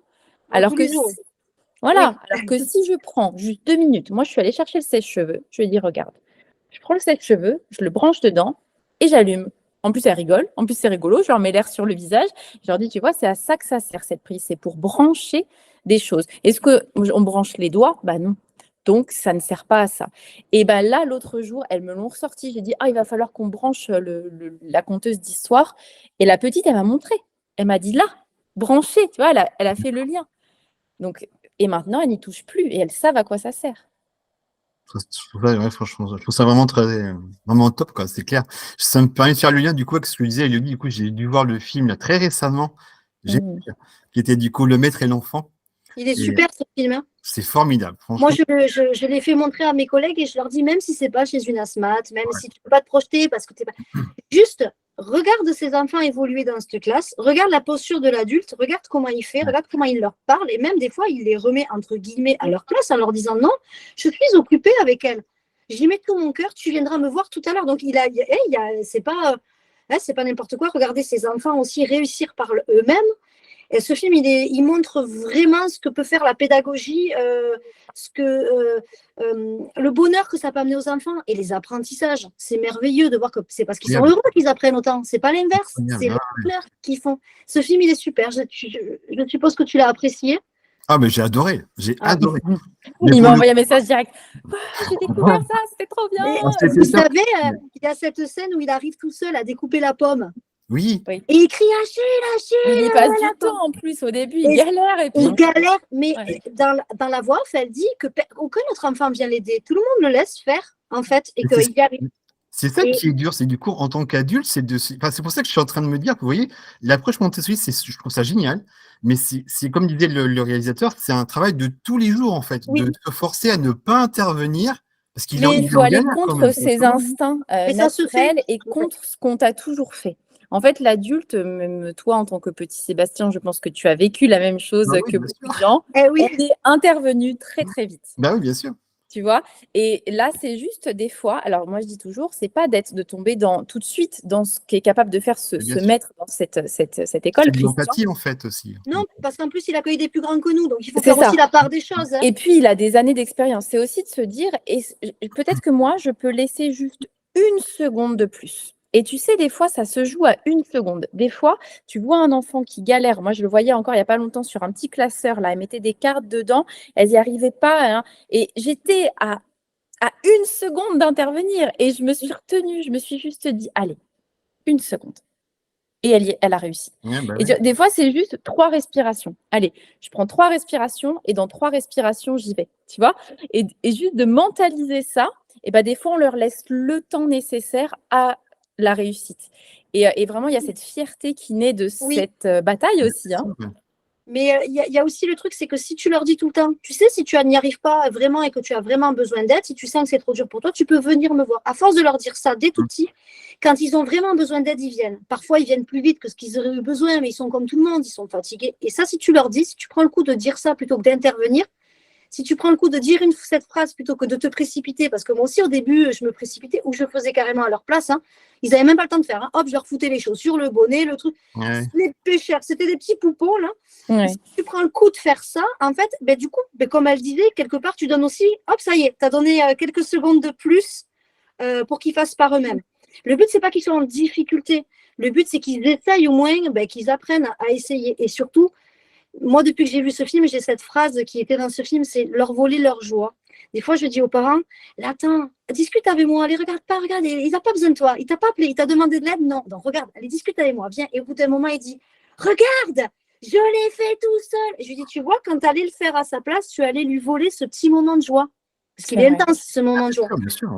Ne lui vole pas ce petit moment de joie. Par contre, s'il commence à avoir la larmette, qu'il commence à pleurer, là, ça va plus. Là, tu lui rappelles que tu es là pour l'aider, que tout va bien. On ne va pas se mettre dans un état pareil pour mettre ses chaussures. Mais si tu prononces cette phrase, déjà, Sébastien, tu verras que tu vas te donner, mais comme elle dit exactement, 3 petites inspirations là. Non, allez, j'y vais pas. Allez, j'attends. Mais comme quoi, c'est une approche quand même qui est pas simple non plus, parce que du coup, c'est vraiment un travail intérieur, parce qu'effectivement, il faut entre guillemets, se forcer à ne pas intervenir, et c'est un travail de tous les jours. Donc, mine de rien, c'est sur le long terme que du coup, ça se met en place quand même, mine de rien. Tout à Mais fait. c'est une formation qui te change profondément. Je ne sais pas pour Élodie, mais moi, c'est ça. Ah oui, oui, non, et puis en fait, tu apprends beaucoup sur tes capacités aussi parce que finalement, d'être tout le temps dans l'action-réaction, tu ne peux pas avoir cette fierté aussi, toi, en tant qu'adulte, tu ne vois jamais autant le résultat de ton travail que sur un enfant que tu as laissé faire. Oui. Exactement, je suis d'accord. Je ne sais pas si c'est clair. C'est-à-dire que du coup, quand tu vas te laisser le temps quand tu vas prendre ces 3 inspirations, quand tu vas te mettre en retrait et que tu vas le voir réussir, il y a quelque chose en toi déjà qui va être fier parce que tu as patienté. C'est vraiment comme un enfant. Hein. C'est-à-dire que tu vas te dire, je suis capable de prendre sur moi. Je vais y arriver de mieux en mieux. Et puis surtout de dire, si l'enfant a été capable, bah, c'est aussi grâce à moi. C'est aussi grâce au fait que je ne sois pas intervenue ou que je sois intervenue de façon plus juste. Donc en fait, tu vas avoir d'autant plus de fierté à moins faire. Je suis d'accord. Ouais. Et puis le soutien, il n'est pas que dans le geste. Le soutien, il est parfois juste par un regard, par un sourire. Parfois, je suis assise, l'enfant me regarde et je le souris. Ou nous, on a des petits codes, parce qu'ils sont tout petits, des fois, je lui fais. Et je sens qu'il reprend un petit boost pour continuer lui-même. Quoi. Le soutien, c'est comme... tout passe par là, c'est comme accompagner un enfant au lit. C'est pas que porter dans les bras, ça peut être aussi un soutien verbal. Je suis là, tout va bien. C'est pas toujours... voilà. Sûr. Mais bon, ça, on l'apprend aussi en formation, puis on l'apprend sur le terrain à force de faire. Et comme a dit Élodie, avec des petites victoires de l'adulte, et on est fiers de ça, d'y arriver. Moi, des fois, à la fin de la journée, je dis franchement, aujourd'hui, j'ai pas mis un seul mot plus haut que l'autre. Allez. C'est ça. C'est une espèce de fierté. Complètement. Autant tu laisses l'enfant être fier de lui, mais autant tu es fier de toi aussi parce que tu as réussi à garder ton calme, à passer un bon moment. Donc finalement, c'est bénéfique pour tout le monde. Et ce film, il est exceptionnel pour ça. C'est que moi, j'ai eu la chance, on n'en a pas parlé du coup, Diane, mais j'ai eu la chance d'avoir Christian en tant que formateur quand j'étais à l'ISMM sur la musique. Donc, je ne m'attendais pas du tout à ce qu'on fasse un volet musique en formation Montessori, mais si, Non. avec D'accord. les clochettes, etc. Ah oui. Et il est passionnant, déjà, Il ça est c'est incroyable, clair. ouais, franchement, dans Il le est film. incroyable. Aujourd'hui, il ne travaille plus dans les écoles, mais il est vraiment formateur. Et en fait, quand on le voit dans ce film, donc le maître est l'enfant. J'aime bien le titre aussi parce que le maître est l'enfant, c'est pas le maître et l'enfant. Et du coup, c'est vraiment de se dire, mais l'adulte, il est secondaire. L'adulte, c'est ce qu'on voit en formation Montessori. C'est vraiment le vecteur entre le matériel et l'enfant. Il harmonise un peu, mais ce qui est vraiment au cœur dans l'approche Montessori, c'est que si l'adulte quitte la pièce, l'ambiance ne change pas. Et je pense que tu le vois au quotidien, Diane, Oui. c'est vraiment, moi, si jamais je sors de la pièce, je pourrais, alors je le fais pas, mais je pourrais, je pense, faudrait que je fasse le test, hein, sortir 1 heure de la pièce, me mettre en sieste sur mon lit. Faudrait que j'essaye, un jour où je suis un peu fatiguée. Non, je plaisante. Mais je pourrais, en fait, c'est-à-dire que concrètement, parfois, je suis amenée à le faire quand je vais aux toilettes ou quand je vais chercher un truc dans une autre pièce et que je les laisse seules. Quoi, tu vas aux toilettes? Mais tu te rends compte? Je suis choquée. PMI, signalement. Tout de suite. Alors moi, je le fais et que ça sache. J'ai des caméras dans ma salle de jeu. Et parfois, comme j'ai ma salle de jeu un petit peu à l'extérieur en fait de ma pièce de vie, je sors de ma pièce de vie et je pourrais les voir si tu veux comme ça, mais j'ai la caméra. Et par exemple, je vais réchauffer le repas. Je ne les oblige pas à venir avec moi s'ils sont en plein jeu libre, à fond dedans. Hier, ils avaient mis, j'ai des coussins là, Wesco de motricité, là, ils les avaient tous empilés, ils faisaient descendre leur voiture et tout ça dessus. Je ne me voyais pas leur dire, bon, je vais faire chauffer le repas. Je les ai laissés. Et en fait, je regarde ce que tu dis. J'ai la caméra, je suis là, je suis présente. Et ils peuvent m'entendre. Hein. Et c'est même souvent lorsqu'on n'est pas là qu'il se passe des choses, en fait, souvent. Exactement. Et Parce bien, qu'on n'intervient pas. l'ambiance, elle ne bouge pas. Il n'y a personne qui se met à faire n'importe quoi, entre guillemets, si on peut appeler ça du n'importe quoi pour un enfant, mais on peut dire une mise en danger ou quelque chose. L'ambiance, elle ne bouge pas. Et je dirais même que quand le petit, il a voulu escalader l'arche que j'ai, qu'il a voulu mettre le genou dessus, c'est le grand qui est allé lui dire, ah non, non, non, non, non, c'est interdit de monter. Et ça, c'est génial. C'est quelque part, c'est comme si on était toujours là, en fait. Ouais. Hein, c'est un peu comme notre aura qui est toujours dans la pièce. Là. Bon, après, j'ai la caméra, je surveille, je suis à 1 mètre. Hein, c'est un temps court, mais on peut le faire. Ça, je suis Ouais, d'accord. et c'est une bonne expérience, mais c'est très juste ce que tu dis. Et puis, tu vois, Sébastien, c'est aussi pour commencer à mettre en place l'approche Montessori, on parlait de l'observation, mais ça, de toute façon, quand tu fais la formation Montessori, c'est le cœur de l'approche. On te parle de l'observation. S'il y a un mot à retenir, c'est celui-là. Et vraiment, en fait, des fois, juste, alors de sortir de la pièce ou au départ, même tout le temps, finalement, de réussir à s'asseoir et à regarder sans rien faire d'autre. Et ça, c'est un vrai challenge, mais c'est ce qui peut aussi nous aider à ne pas trop intervenir auprès des enfants, de juste vraiment se poser et regarder ce qu'ils vont nous apporter, regarder ce dont ils vont nous parler, regarder des fois les petites altercations entre eux et comment elles peuvent se résoudre. Par exemple, hier, j'ai eu un cas très parlant où elle jouait au Lego et j'ai une petite, j'entends non, non, c'est à moi, machin, hein. Mais elles vont jamais dans la violence, mais elles râlent, quoi. Et j'entends non, non, allez, non. En général, elles trouvent toujours un terrain d'entente et hier, elles ne trouvent pas. J'entends non, non, non, je vois les larmes qui commencent à monter. Elle me regarde, genre, je lui dis, alors, aussi, tu vois, le contre-pli, c'est-à-dire de prendre le contre-pied, pardon, contre-pli, prendre le contre-pied, c'est parce que j'ai mon fer à repasser devant moi, là, C'est samedi, c'est samedi. J'ai quelques plis à repasser. Le contre-pied, finalement, de leur attitude. C'est-à-dire qu'elle crie, elle monte, je descends. Toi, tu restes calme. Exactement. Ouais. Par contre, et de rester neutre. Dans le film, tu as vu, le maître susurre beaucoup, je trouve. Oui. Mais c'est ce que je fais, je ne sais pas toi, Élodie, mais moi, je parle très doucement. Je dis toujours aux parents, là, je vous parle normalement parce que vous arrivez le soir et voilà. Mais moi, dans la journée, je ne parle pas comme ça. Moi, parler lentement et calmement, sans chuchoter non plus, mais finalement parler assez calmement, de manière détendue. Voilà. Et bien séparer les mots, bien être intelligible de l'enfant pour qu'il comprenne. Et là, je regarde cette petite et je lui dis, alors, je vois qu'il y a une situation difficile. Qu'est-ce qui se passe? Ah, l'ego, elle ne veut pas me donner, etc. Je dis d'accord. Je ne donne même pas. C'est-à-dire qu'elle ne m'a pas demandé, tata, machin. Non, elle ne m'a pas demandé. Elle me dit sa situation difficile. Je lui dis d'accord, j'entends. Et j'attends, tu vois, les 3 inspirations de plus. Et je vois qu'au bout d'un moment, la petite, elle dit, j'ai pas fini. Elle continue parce qu'elle est dans son travail. Elle continue son travail. Et une fois qu'elle a fini, il suffit d'attendre un tout petit peu plus, elle donne à sa copine les Legos. Donc en fait, elles n'avaient pas besoin, elle avait juste besoin d'être entendue parce qu'elle avait les larmes qui montaient, donc elle avait besoin de savoir que j'étais là en soutien, comme tu disais Diane, par un regard, par une C'est écoute. ça. Et ensuite, elles ont trouvé leur solution toutes seules. D'accord. On est d'accord quand même que pour le coup, l'approche Montessori, elle est différente entre les 0-3 ans voilà, et les 3-6 ans. C'est pas du tout Oui. la même, on est d'accord. Hein. Donc, C'est pas du tout, dans c'est les- pas du tout la même, mais par contre, toutes les valeurs restent les mêmes. Voilà, c'est ça. L'écoute, même si l'enfant a 6 ans, qu'il a les larmes aux yeux et qu'il pleure, on va quand même y aller et lui dire, comme elle vient de faire Elodie, expose-moi ta situation, tu parles peut-être plus soutenu, il y a des choses qui changent, mais les pour te valeurs de donner base un restent les exemple, mêmes. ouais, c'est ça, exactement. Les valeurs sont les mêmes, le fond est le même, les grands principes du matériel, les caractéristiques sont les mêmes. En revanche, par exemple, il y a quelque chose de très essentiel dans l'approche Montessori, c'est le rangement. C'est qu'une activité commence et se termine à l'étagère. Donc, on va montrer à la fois comment prendre le plateau et comment le reposer. Tout ça, c'est intégré en fait. La façon de refermer son activité, de la ranger, c'est intégré dans ce que tu montres à l'enfant. Tu ne le laisses pas, en gros, allez, viens, on sort cette activité. Hop, hop, hop, on éparpille tout, on y joue, puis après, tu te barres faire autre chose. Non, c'est vraiment, tu vas lui montrer aussi, tu vas intégrer dans l'activité le rangement. Parce qu'en fait, bien souvent, on laisse une activité en plan, puis après, on dit à nos enfants, allez, on range. Ils ne savent pas le faire. Ah oui, non, ils ne savent pas le faire, ça. Ils savent pas Non, faire ça, il faut arrêter. Oui, Donc, oui, il faut leur montrer comment ranger. Et ça, c'est quelque chose que tu ne fais pas en Montessori avant 18 mois. En général, on te conseillera avant 18 mois de mettre des objets à portée de l'enfant, des petits hochets, etc. Ils vont s'en servir. Et puis, c'est toi vraiment qui vas ranger parce que me demander déjà un tout petit de ranger un bébé, c'est compliqué. Mais par contre, le fait que tu le fasses, il va le aussi refait. s'imprégner. Exemple, oui. Voilà. En fait, il n'y a pas besoin de lui expliquer parce que moi, je vois mon tout petit qui a 17 mois maintenant. Donc, en fait, j'ai un petit de 7 mois. Il lui prend les jouets des mains, il les remet dans le panier et il lui dit Oui.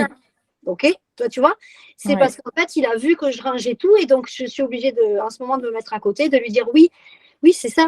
C'est vrai que quand on a fini de jouer, on remet les jouets dans le panier. Mais là, il était en train de À jouer. partir donc on de. peut jouer Ouais. d'abord. Ben oui. Et c'est ça. Et à partir d'à peu près, alors moi je pense qu'elles ont commencé à ranger vers 14-15 mois à peu près, des petites choses, voilà, il y a des choses qui vont traîner, il y a des choses qui vont rester, mais le fait d'être constant et d'appliquer tous les jours la même chose, on sortait le matériel, des fois il y en avait plusieurs, aussi de comprendre que c'est une chose après l'autre, tu vas pas sortir 3 matériels en même temps, tu vois, mais au départ c'est le cas, au départ ils sortent beaucoup de choses, et puis tout ça, ça se régule avec le temps, et de comprendre que par exemple quand on allait à la sieste, on n'allait jamais à la sieste sans avoir rangé la pièce d'activité, donc à force de répétition tous les jours, la même routine dont on parlait, et ben, au bout d'un moment, elles anticipent. Les filles, on va à la sieste, qu'est-ce qu'on fait avant? Elles me le disent, on range. Donc, il y a une notion que j'ai notée dans le film que je trouvais super intéressante et qui, du coup, est différent d'entre 0-3 ans et 3-6 ans. C'est la notion, en fait, dans le film, il parle de travail et pas de. La notion de jeu, je ne l'ai pas entendue, en fait. Alors qu'on est d'accord qu'entre 0 et 3 ans, il y a la notion de jeu qui est hyper importante, parce qu'on joue, on apprend en jouant. Et là, j'ai bien entendu la notion de travail pendant le film, en fait. Et je trouvais ça, enfin, c'était différent, quoi. C'était, comment dire, enfin, la notion est différente, j'ai trouvé. Donc, bah, le terme, alors en soi, de manière générale, le jeu, il est très peu exploité. Enfin, le terme jeu n'est pas beaucoup utilisé dans l'approche Montessori. ben oui. C'est vraiment surtout le travail. Et tu vois, c'est marrant parce que quand je te parlais des Lego, je te disais, elle a terminé son travail.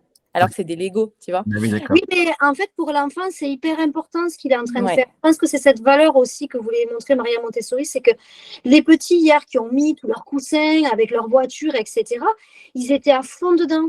Et je pense qu'on pourrait qualifier ça d'un travail. Ils Bien étaient sûr. vraiment dedans à 100%.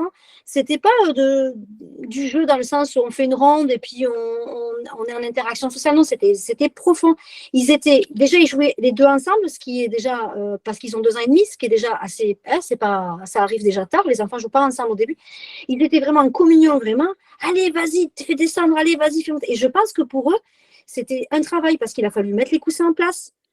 Imaginez un petit peu ce jeu, voir que la première fois, ça n'a pas marché, je ne suis pas du tout intervenue, mais les coussins sont tombés plusieurs fois à la renverse, ils ont vraiment galéré, c'est le mot. Pour mettre en place ce jeu, ils ont galéré. Mais si nous, en tant qu'adultes, on fait la même chose, quand notre conjoint va rentrer, on va lui dire « Fou, j'ai fait ça, j'ai bien travaillé ». Pourquoi on enlèverait cette valeur positive? Parce qu'en fait, pour moi, le travail, c'est positif. Oui, Pour oui. moi, c'est une valeur positive. Dire ils ont joué, ils ont travaillé. Pour moi, ils ont vraiment travaillé. Ils étaient à fond dans leur truc et ils sont restés très concentrés. Ça Ben, crée une je sorte suis de notion vraiment de travail. Ouais, je suis vraiment d'accord avec toi. Et puis, c'est ce qui est défendu par Maria Montessori. Et puis, je trouve que même encore au-delà de ça, c'est aussi de dire, bah, papa et maman, ils sont au travail. Et on leur dit tout le temps, C'est vrai. maman, elle est au travail, papa, il est au travail, C'est vrai, ouais. machin, il est au travail. Mais moi aussi, j'ai envie d'aller au travail. Et toi, Oui. tu es au travail, chez Toi tata, aussi. C'est ça. tu vois, chez Mm. nous, toi, tu es au C'est travail aussi. c'est peut-être bien ce que je veux dire, mais c'est peut-être pour ça aussi que du coup la méthode peut parfois déranger dans le sens où en fait la notion de travail et le fait de voir des enfants autonomes, aussi autonomes, c'est super. Moi j'adore. Mais enfin de les voir aussi autonomes et aussi autonomes, voilà, de les voir faire des choses seuls, c'est assez hallucinant quoi. Et même pour des parents, ça peut parfois déconcerter. C'est pour ça que peut-être que Oui. ça peut Ça faire peut Ça peur. faire peut peur. déconcerter, puis ça peut, tu sais, il y a le petit côté voilà, difficile pour les parents il a plus besoin de moi. Ouais, c'est C'est ça, ouais. ça. Il est à Carrément. moi, Ouais, ouais. c'est mon bébé. Et je suis d'accord avec. Mais en fait, une fois qu'on leur dit, une fois qu'on leur explique que mais c'est ton bébé pour toujours, une fois que je leur montre le mien, il rentre de temps en temps parce qu'il fait cette suite qu'il a 18 ans, 19 ans, je l'attrape comme ça et je l'embrasse et je dis allez, c'est mon bébé pour toujours, sauf que c'est comme ça qu'il est heureux et épanoui. Mais ça change rien à votre relation. Il aura Ça change toujours rien. besoin de toi, au niveau Toujours. affectif, au niveau des câlins, au niveau de la. Et même si ton enfant, c'est ce qu'on disait tout à l'heure, s'il arrive à faire tout ça tout seul, il l'a pas inventé, c'est parce que tu lui as montré, c'est parce que tu as été là. Parce que tu es Il présente. n'aurait jamais su comment utiliser quoi que ce soit sans que tu lui montres ou que tu le mimes devant lui. Un humain ne se met pas naturellement debout sur ses deux jambes pour marcher s'il ne l'a pas vu dans son environnement. Un humain ne parle pas s'il n'a pas eu la parole dans son environnement. Je ne sais pas Tout si à fait. on en a beaucoup parlé en formation Montessori, Oui, l'histoire de Victor, le petit l'enfant enfant de sauvage. l'Aveyron, voilà, Oui, l'enfant sauvage, qui n'a jamais pu parler alors qu'il est câblé comme un humain. C'est-à-dire que l'humain a la parole. On a l'impression que forcément, quand on est à un moment, on va parler. Mais si jamais dans l'environnement, on n'a jamais parlé, on ne parlera jamais. Donc, c'est bien parce que tu as été là auprès de cet enfant pour lui montrer un certain nombre de choses qu'il y arrive. Donc, il a besoin de toi. et c'est bien parce que tu as eu ces interactions sociales qu'il est vivant, parce que tu fais que nourrir un enfant, il ne reste pas vivant, tu ne lui parles pas, tu ne le regardes pas, tu ne fais rien. Cet enfant, il se laisse aller.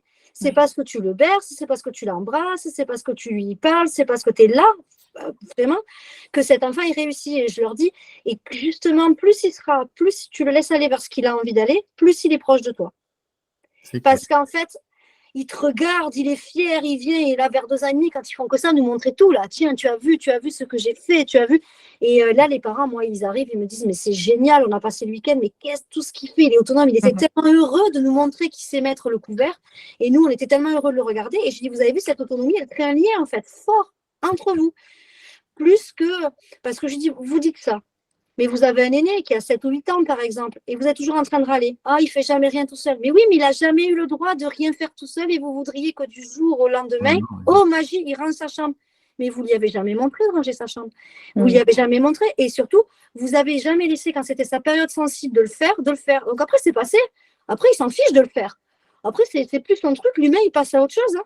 Donc, du coup, quand je leur explique tout ça, ils sont trop heureux et ils reprennent confiance. Et comme tu disais, Elodie, non, c'est toujours mon bébé quand même. Ça, je leur dis, c'est quand même votre bébé. Mais oui, ça peut faire peur. Et des fois, ils me posent la question, ils me le disent, ça me fait peur.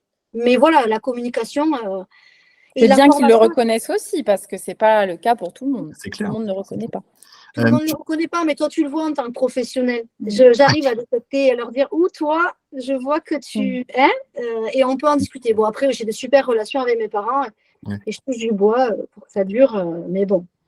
Diane, il y a assez peu de temps, tu avais posté justement un post, on va dire, justement, sur justement le fait qui m'avait beaucoup intéressé, sur le fait que quelquefois, les collègues ne proposent rien lors d'une journée. Je trouvais ça super intéressant, effectivement. Ça a beaucoup plu, ouais.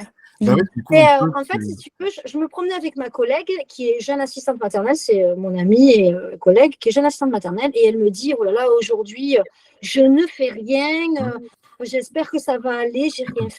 Une fois, bon, je lui dis, tu ne fais pas rien, on est en balade, tu accueilles les enfants, 2 fois. Et là, après, au cours de mes blabla avec les asthmates en privé, ça m'a intriguée, je leur pose des questions et je leur dis, pareil, Elles me disent à moi, tu proposes tellement de choses. Non, je ne propose pas tellement de choses que moi, j'ai l'impression que je fais rien. Et tu sais, c'est comme une petite honte, en fait. Mais tu fais rien. Oui, c'est ça, ouais. Et c'est là qu'est né ce poste. Aujourd'hui, je ne fais rien. Non, aujourd'hui, j'ai bercé, câliné, donné à manger, protégé, observé, encouragé, lingé, câliné, supporté. Hein, excusez-moi, mais il faut quand même le dire aussi, et travailler avec des tout petits quand ils sont malades et qu'ils ont. C'est Donc, fatigant. aujourd'hui, je n'ai pas rien fait. J'ai été une super asthmate badass qui s'est occupée des besoins fondamentaux des enfants, qui est d'abord l'adulte, là, être là, la sécurité affective, la sécurité émotionnelle, manger, dormir, boire bien avant de faire une teinture, faire un coloriage, proposer de la pâte à modeler. Alors attention, je ne dénigre pas les activités. Les enfants ont besoin de travailler avec leurs mains et de faire des choses. Mais si ce n'est pas du 7 jours sur 7, si ce n'est pas tout le temps, l'adulte doit s'écouter aussi. Aujourd'hui, en tant qu'adulte, je ne me sens pas du tout de sortir les étagères, c'est OK. C'est aujourd'hui, en tant qu'adulte, je ne sors pas les étagères parce que le rapport que j'ai avec les enfants, le fait que la journée soit calme, le fait qu'eux et moi, on puisse lire des histoires et qu'on s'entende bien, est plus important que 3 traits sur une feuille. Même si l'enfant avait très envie de faire 3 traits sur une feuille, ça m'arrive. Hein.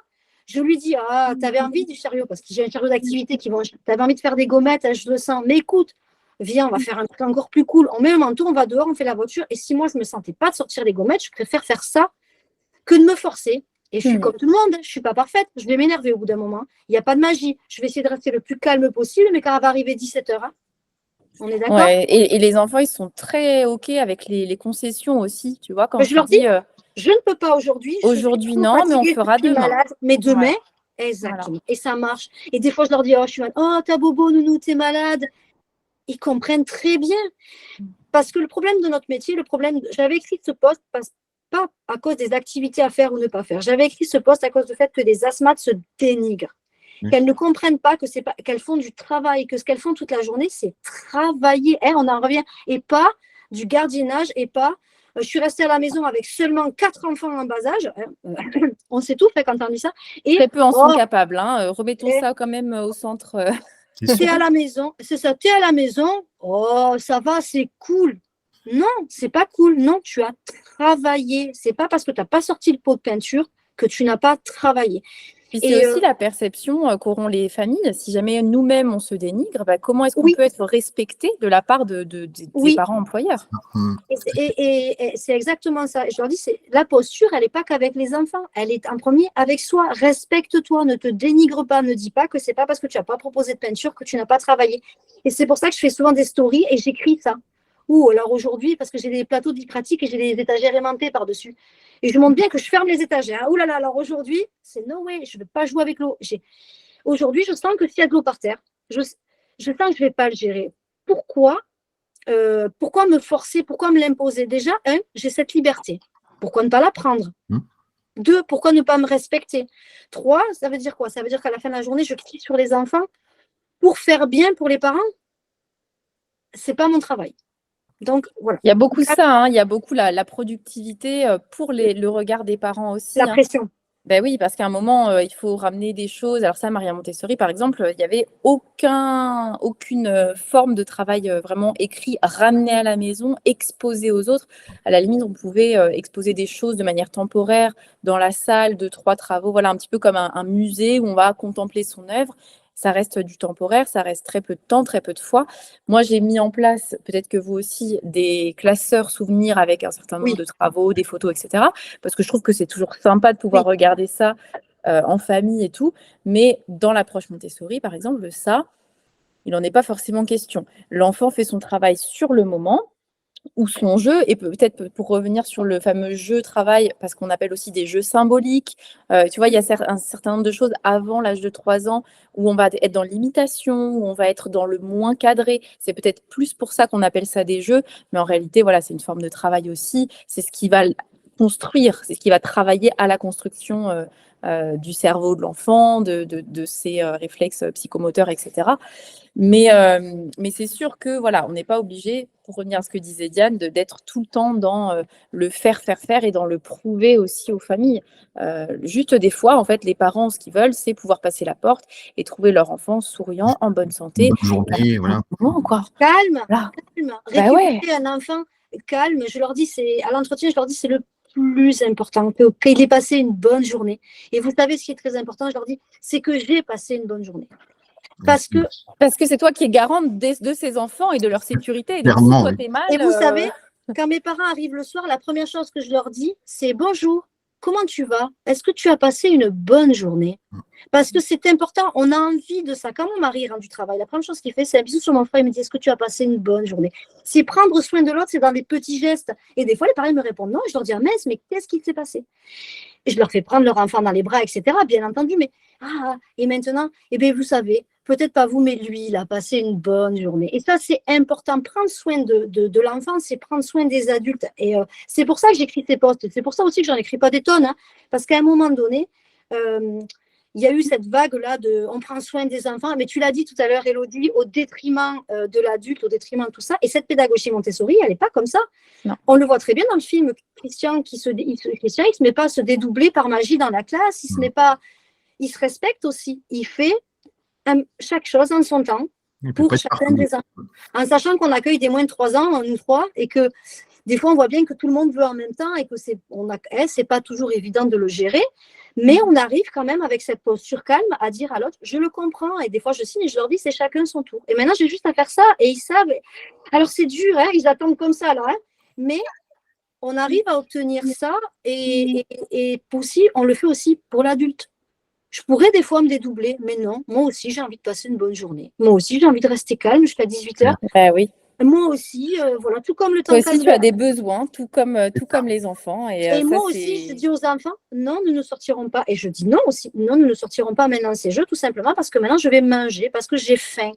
Et peut-être nous pourrons le faire après, tu vois, comme tu dis, exactement comme toi. Et ça les invite aussi à poser leurs propres limites, à un moment aussi à dire stop, moi je ne suis plus capable de, moi je ne peux plus, moi oui. Non. Et ça c'est aussi, je trouve, on se doit de respecter le non de l'enfant comme il se doit de respecter le nôtre, parce que finalement, si on ne le fait pas, le non perd toute sa valeur. Et c'est marrant parce qu'on en parlait hier avec une amie où elle me disait mon fils il commence à dire non, et au début on est émerveillé. Donc, elle lui disait non.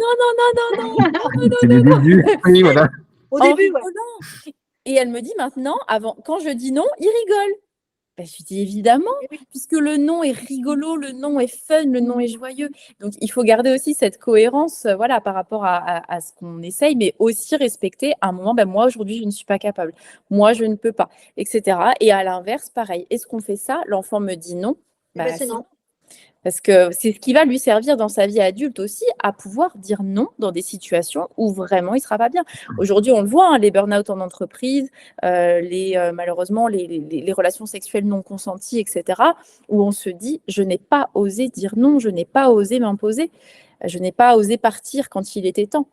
Oui, mais est-ce qu'on nous l'a inculqué dans notre enfance? Est-ce qu'on nous a laissé dire non?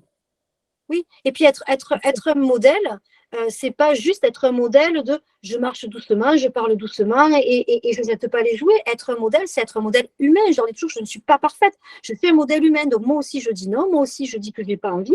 Moi aussi, je mange. Moi aussi, je vais faire pipi. Moi aussi, je bois. Et moi aussi, il y a un temps pour chaque chose. Et c'est comme ça que je leur montre à se respecter. Quand on dit à un enfant de ne pas nous taper, qu'on ne le tape pas en retour et qu'on lui dit non, je lui montre que je me respecte. Non, tu ne me tapes pas. Tu as le droit d'être en colère, ok, tu peux aller taper dans le coussin si tu veux, mais moi, tu ne me tapes pas. Je suis très intéressant, ça. Alors, ça ferait encore un autre live, ça, mais le fameux coup... C'est pour ça aussi, bientôt.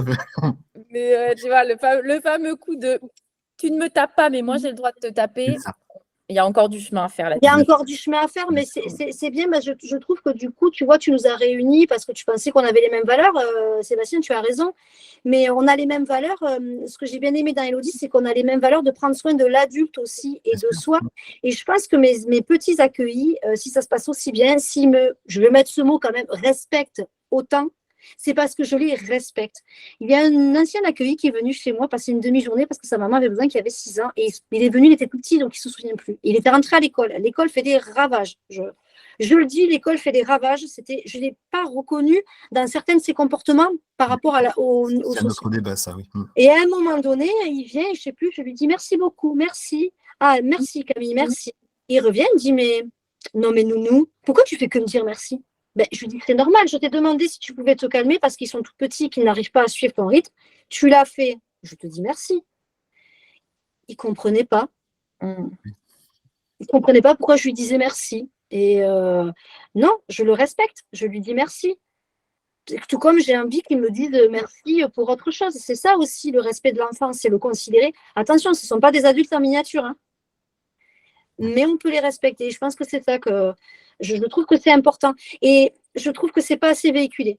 Le prendre soin de soi pour prendre soin d'eux ou de soi ensemble ou de se respecter. Souvent, les asthmates, elles me disent « Ah oui, mais je me sens obligée de faire, je dois faire pour eux. » Non, ce que tu dois faire pour eux, c'est les nourrir, oui, les changer, prendre soin, on est d'accord. Tu as des obligations d'adulte, de soins, fort, ça, je suis d'accord. Mais non, le reste, il y a des choses, si aujourd'hui ça ne va pas, tu n'es pas obligé. C'est pas vrai. Ça, je trouve ça important. Et je l'ai retrouvé quand on papotait avec Élodie aussi. Et je trouve ça super qu'on ait des comptes comme ça pour véhiculer ça. Oui, on prend soin des enfants, mais aussi de nous. Voilà. Et tu sais, tu parlais du sport tout à l'heure. Moi, je fais du pilates depuis cette année. Et souvent, le coach nous dit, je préfère que vous fassiez moins de mouvements, des séries moins longues, mais plus justes. Et c'est exactement ce que tu dis, finalement, faire parfois moins, mais de manière plus juste et plus impliquée auprès des enfants. C'est ça. Vos relations, je vais passer un petit peu à autre chose. Vos relations, justement, aux collègues, on en parlait tout à l'heure. Est-ce que vous sentez parfois un petit peu, comment dire, en tant que, pareil, je mets des grosses guillemets, en tant que pro Montessori, est-ce que vous sentez un petit peu en décalage parfois par rapport à votre discours et ceux que vous entendez autour de vous par rapport aux collègues?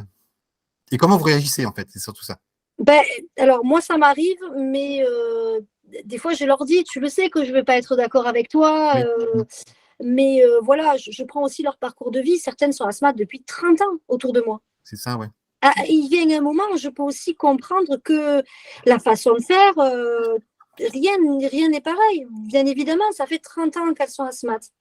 Et bien qu'encore que je trouve qu'elles se remettent vachement en question, qu'elles évoluent, mais ça doit être difficile quand toute ta vie, tu as fait quelque chose et que du jour au lendemain, on vient un petit peu tout balayer, tout remettre en question. Je pense que ça ne doit pas être évident.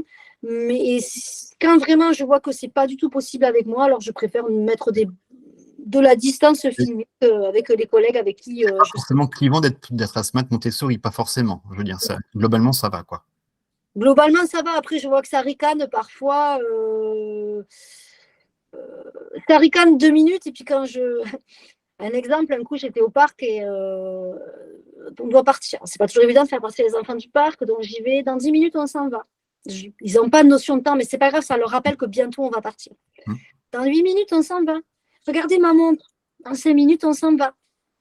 Allez, il reste 2 minutes, on s'en va. Allez, dans 1 minute, on s'en va et on va manger. Je leur donne toujours quelque chose qu'on va aller faire. Et là, bim, bam, bim, ça met des manteaux. Allez, on dit au revoir aux copains, on s'en va. Et quand elles étaient encore en train de hurler, je t'ai dit, on s'en va. Parce qu'en fait, elles n'ont pas prévenu, elles sont arrivées, on dit, on s'en va. D'accord. Ouais. Et là, elles me regardent et je leur dis, mais je ne sais pas, tu es en train de regarder une série Netflix. Et puis ça se construit. Et dis, on s'en va, tu vas pas me dire. Tu vas me dire, tu vas te calmer déjà.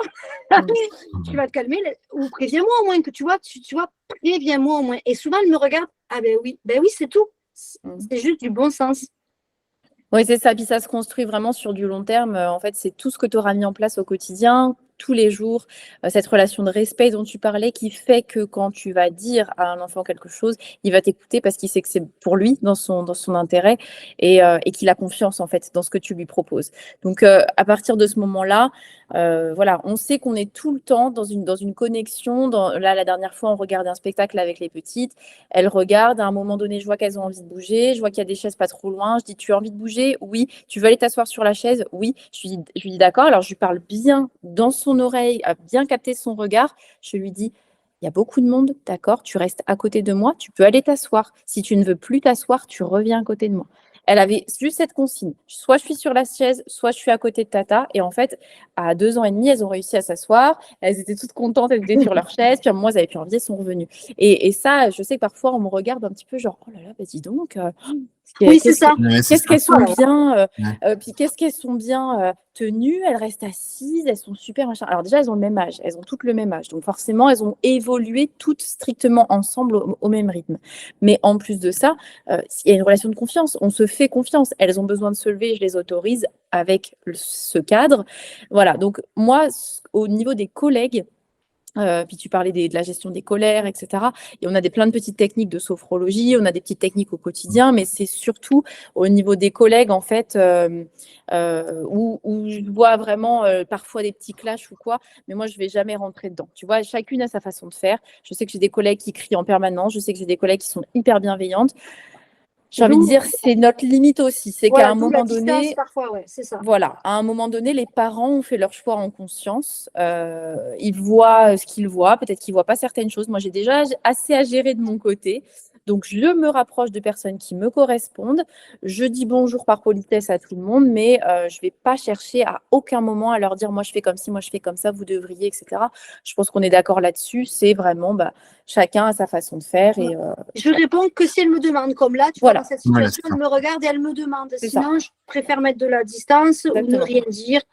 Et bien, après, quand on de dire comment toi tu fais, mais sans qu'elle se sente non plus, tu devrais faire ça. C'est-à-dire, tu me demandes comment moi je fonctionne, je te le dis comme un partage, mais à aucun moment je vais dire que c'est la vérité absolue.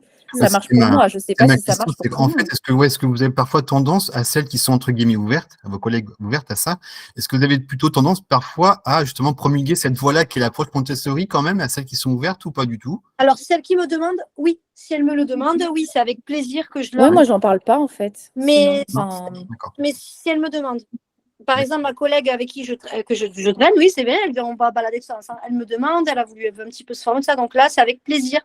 Elle me dit oui. Là, je lui explique. Mais sinon, non, jamais. Parce qu'en fait, avoir envie d'évoluer, avoir envie de changer, c'est comme tout dans la vie, ça demande un déclic. Ça marche pour tout. Ça marche pour aller faire du sport, ça marche pour changer ses habitudes alimentaires, ça marche pour... Il faut avoir le déclic. Je peux leur dire ce que je veux. Si elles n'ont pas le déclic, elles ne le feront pas. Par contre, si elles me demandent, c'est avec plaisir que je leur réponds. Bien sûr. Comment tu as fait, toi, quand tu as voulu, comme tu fais là, en fait, c'est nous poser des questions et tout. Là, on peut répondre. Après, finalement, dans le quotidien d'une ASMAT, tu vois assez peu tes collègues. Tu les vois dans un cadre bien précis, le cadre, par exemple, du RPE, etc. Donc, tu vas être dans le jeu avec les enfants, tu vas les regarder, tu vas échanger avec tes collègues. Mais finalement, en général, moi, les conversations restent assez superficielles dans le sens où on peut parler des enfants, mais on va assez peu rentrer dans le détail de notre fonctionnement. Donc, voilà, en fait, la conversation ne vient pas vraiment. Je parle plus de cette approche-là avec sur les réseaux, puis avec des interventions comme on est en train de faire là. Oui, c'est ça. Après, moi, il faut dire que je n'en vois pas énormément des collègues car je ne vais pas au RPE. D'accord. Je ne le fréquente pas. Je l'ai eu fréquenté quelques fois, mais ce n'est pas un endroit qui me convient. Pour des tas de raisons, je vois des tas de super RPE dans lesquels je serais ravie d'aller. Mais là, mon RPE actuel, sans dire c'est pas qu'il est mauvais, hein, c'est pas. Non, mais ça te convient pas. Mais c'est pas un lieu où je me sens à l'aise d'aller avec les enfants. Je trouve qu'il correspond pas à mes attentes. Et c'est pas un moment. Il y a tout un tas de trucs autour. On peut pas se garer. Il y a plein de choses de la sécurité, etc. Il y a plein de choses qui font que pour le moment, j'y vais pas. Apparemment, il doit déménager. Il y aura tout ce qu'il faut. Et là, je pense que oui, je retournerai par curiosité en ayant éliminé ce qui me dérangeait déjà techniquement. Peut-être que Donc déjà, des collègues, j'en vois pas beaucoup. J'en vois dans mon village, mais c'est pas non plus... voilà. J'en fréquente pas énormément. Beaucoup plus sur les réseaux. Oui, en fait. Ça reste plus occasionnel, je suis d'accord. Je pose la question, parce qu'après, on va se rapprocher de la fin du podcast, que il a fini beaucoup plus d'une heure. C'est très super intéressant. Du coup, je pose la question, parce qu'effectivement, est-ce que vous sentez que dans le discours général de l'éducation qu'on peut avoir vis-à-vis de la PMI, ce genre de choses, est-ce que vous sentez que du coup, ça pourrait évoluer dans ce sens-là? Parce que du coup, même si on parle de besoins de l'enfant, mais alors qu'on sent bien que tout le monde en parle, mais à Montessori, on entend beaucoup parler, on sent que du coup, ça paraît évident quand on voit le film, effectivement, c'est ce qu'il faut faire. Parce que du coup, ça privilégie l'autonomie de l'enfant, on les voit évoluer, c'est incroyable. Et pourtant, on sent que la PMI, elle est positionnée sur depuis longtemps sur un avis qui n'est pas forcément le même, quoi. Alors, en fait, pardon Diane, je me permets de commencer parce que j'ai eu mon entretien il n'y a pas longtemps en plus avec la PMI quand j'ai fait ma demande de 4e agrément pour la rentrée, là, j'ai commencé avec la 4e en septembre.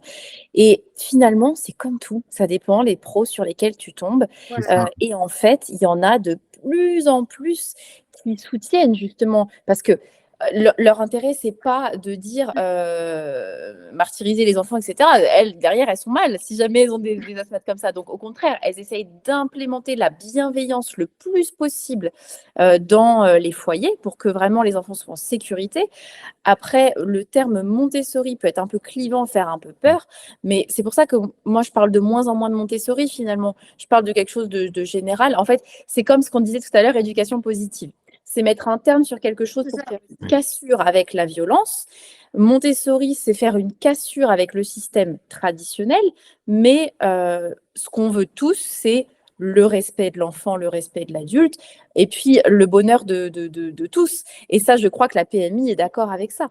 Oui. Donc, finalement, on y va. Est-ce qu'on va vers Montessori? Peut-être pas, mais est-ce qu'on va vers quelque chose de plus positif et bienveillant? J'en suis sûre. C'est intéressant, parce que pour le coup, donc, tu dis bien que du coup, même en utilisant ce terme Montessori, ça pourrait, toi, du coup, en tant qu'asthmate, être clivant vis-à-vis de la PMI malgré tout. Alors oui, parce que alors moi, on me l'a jamais reproché parce que j'ai su expliquer, je pense comme toi, Diane, ce que tu allais faire, l'approche, les angles, etc. Voilà. Mais quand au départ j'ai dit Montessori lors de mon entretien, on m'a dit expliquez. Qu'est-ce que vous allez faire? Qu'est-ce que vous allez mettre en place? Vous savez qu'il y a des parents qui vont peut-être pas adhérer. Comment vous allez… Voilà, il y a eu des questionnements. Ça a toujours été bienveillant, mais il y a eu des questionnements. Et je sais que même au niveau des parents, on en parlait tout à l'heure, il y a des parents qui vont se dire, bon, bah, elle met en place Montessori. Nous, on a trop de préjugés par rapport à ça, ça ne nous convient pas. Donc, je sais que c'est clivant à partir du moment où tu apposes un nom, mais c'est comme tout. La sexualité, tu mets un nom, le genre, tu mets dès que tu mets un mot sur quelque chose, ça l'enferme. De toute façon, le vocabulaire, c'est une super invention parce qu'on peut communiquer les uns avec les autres, mais à la fois, c'est très enfermant. Parfois, tu ressens une émotion dans ton corps.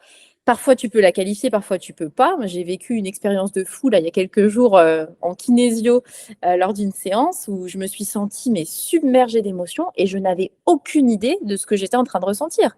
J'avais envie de pleurer, de rire, j'avais chaud, c'était un truc que j'avais jamais connu. Et en fait, j'aurais pas pu poser de mots. Si j'avais dit je me sens triste, ça aurait limité.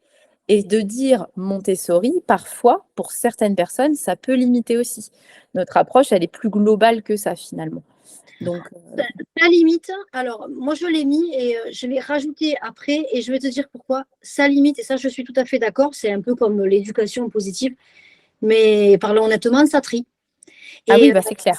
Ça me permet, si tu veux, bon, déjà, j'ai le bouche à oreille du village, etc. Donc, je leur dis toujours, voilà, on fait quand même rentrer les gens chez nous, quoi. Et ça, il ne faut pas l'oublier, c'est des inconnus qu'on va faire rentrer chez nous. Donc, nous, on va s'occuper d'enfants, c'est très important. Ils ne nous connaissent pas non plus. Hein. J'ai fait garder mes enfants par une assistante maternelle et mes enfants sont aussi à la crèche, donc je connais très bien ce sentiment qu'on éprouve en laissant ton enfant à une personne que tu ne connais pas. En fait, hein, c'est l'histoire, hein, c'est exactement ça, etc. Mais en tant qu'assistante maternelle, maintenant que je vis l'inverse aussi, donc je connais une part et que je vis l'autre part, ben, quelque part, c'est peut-être un peu vilain à dire, mais ça trie.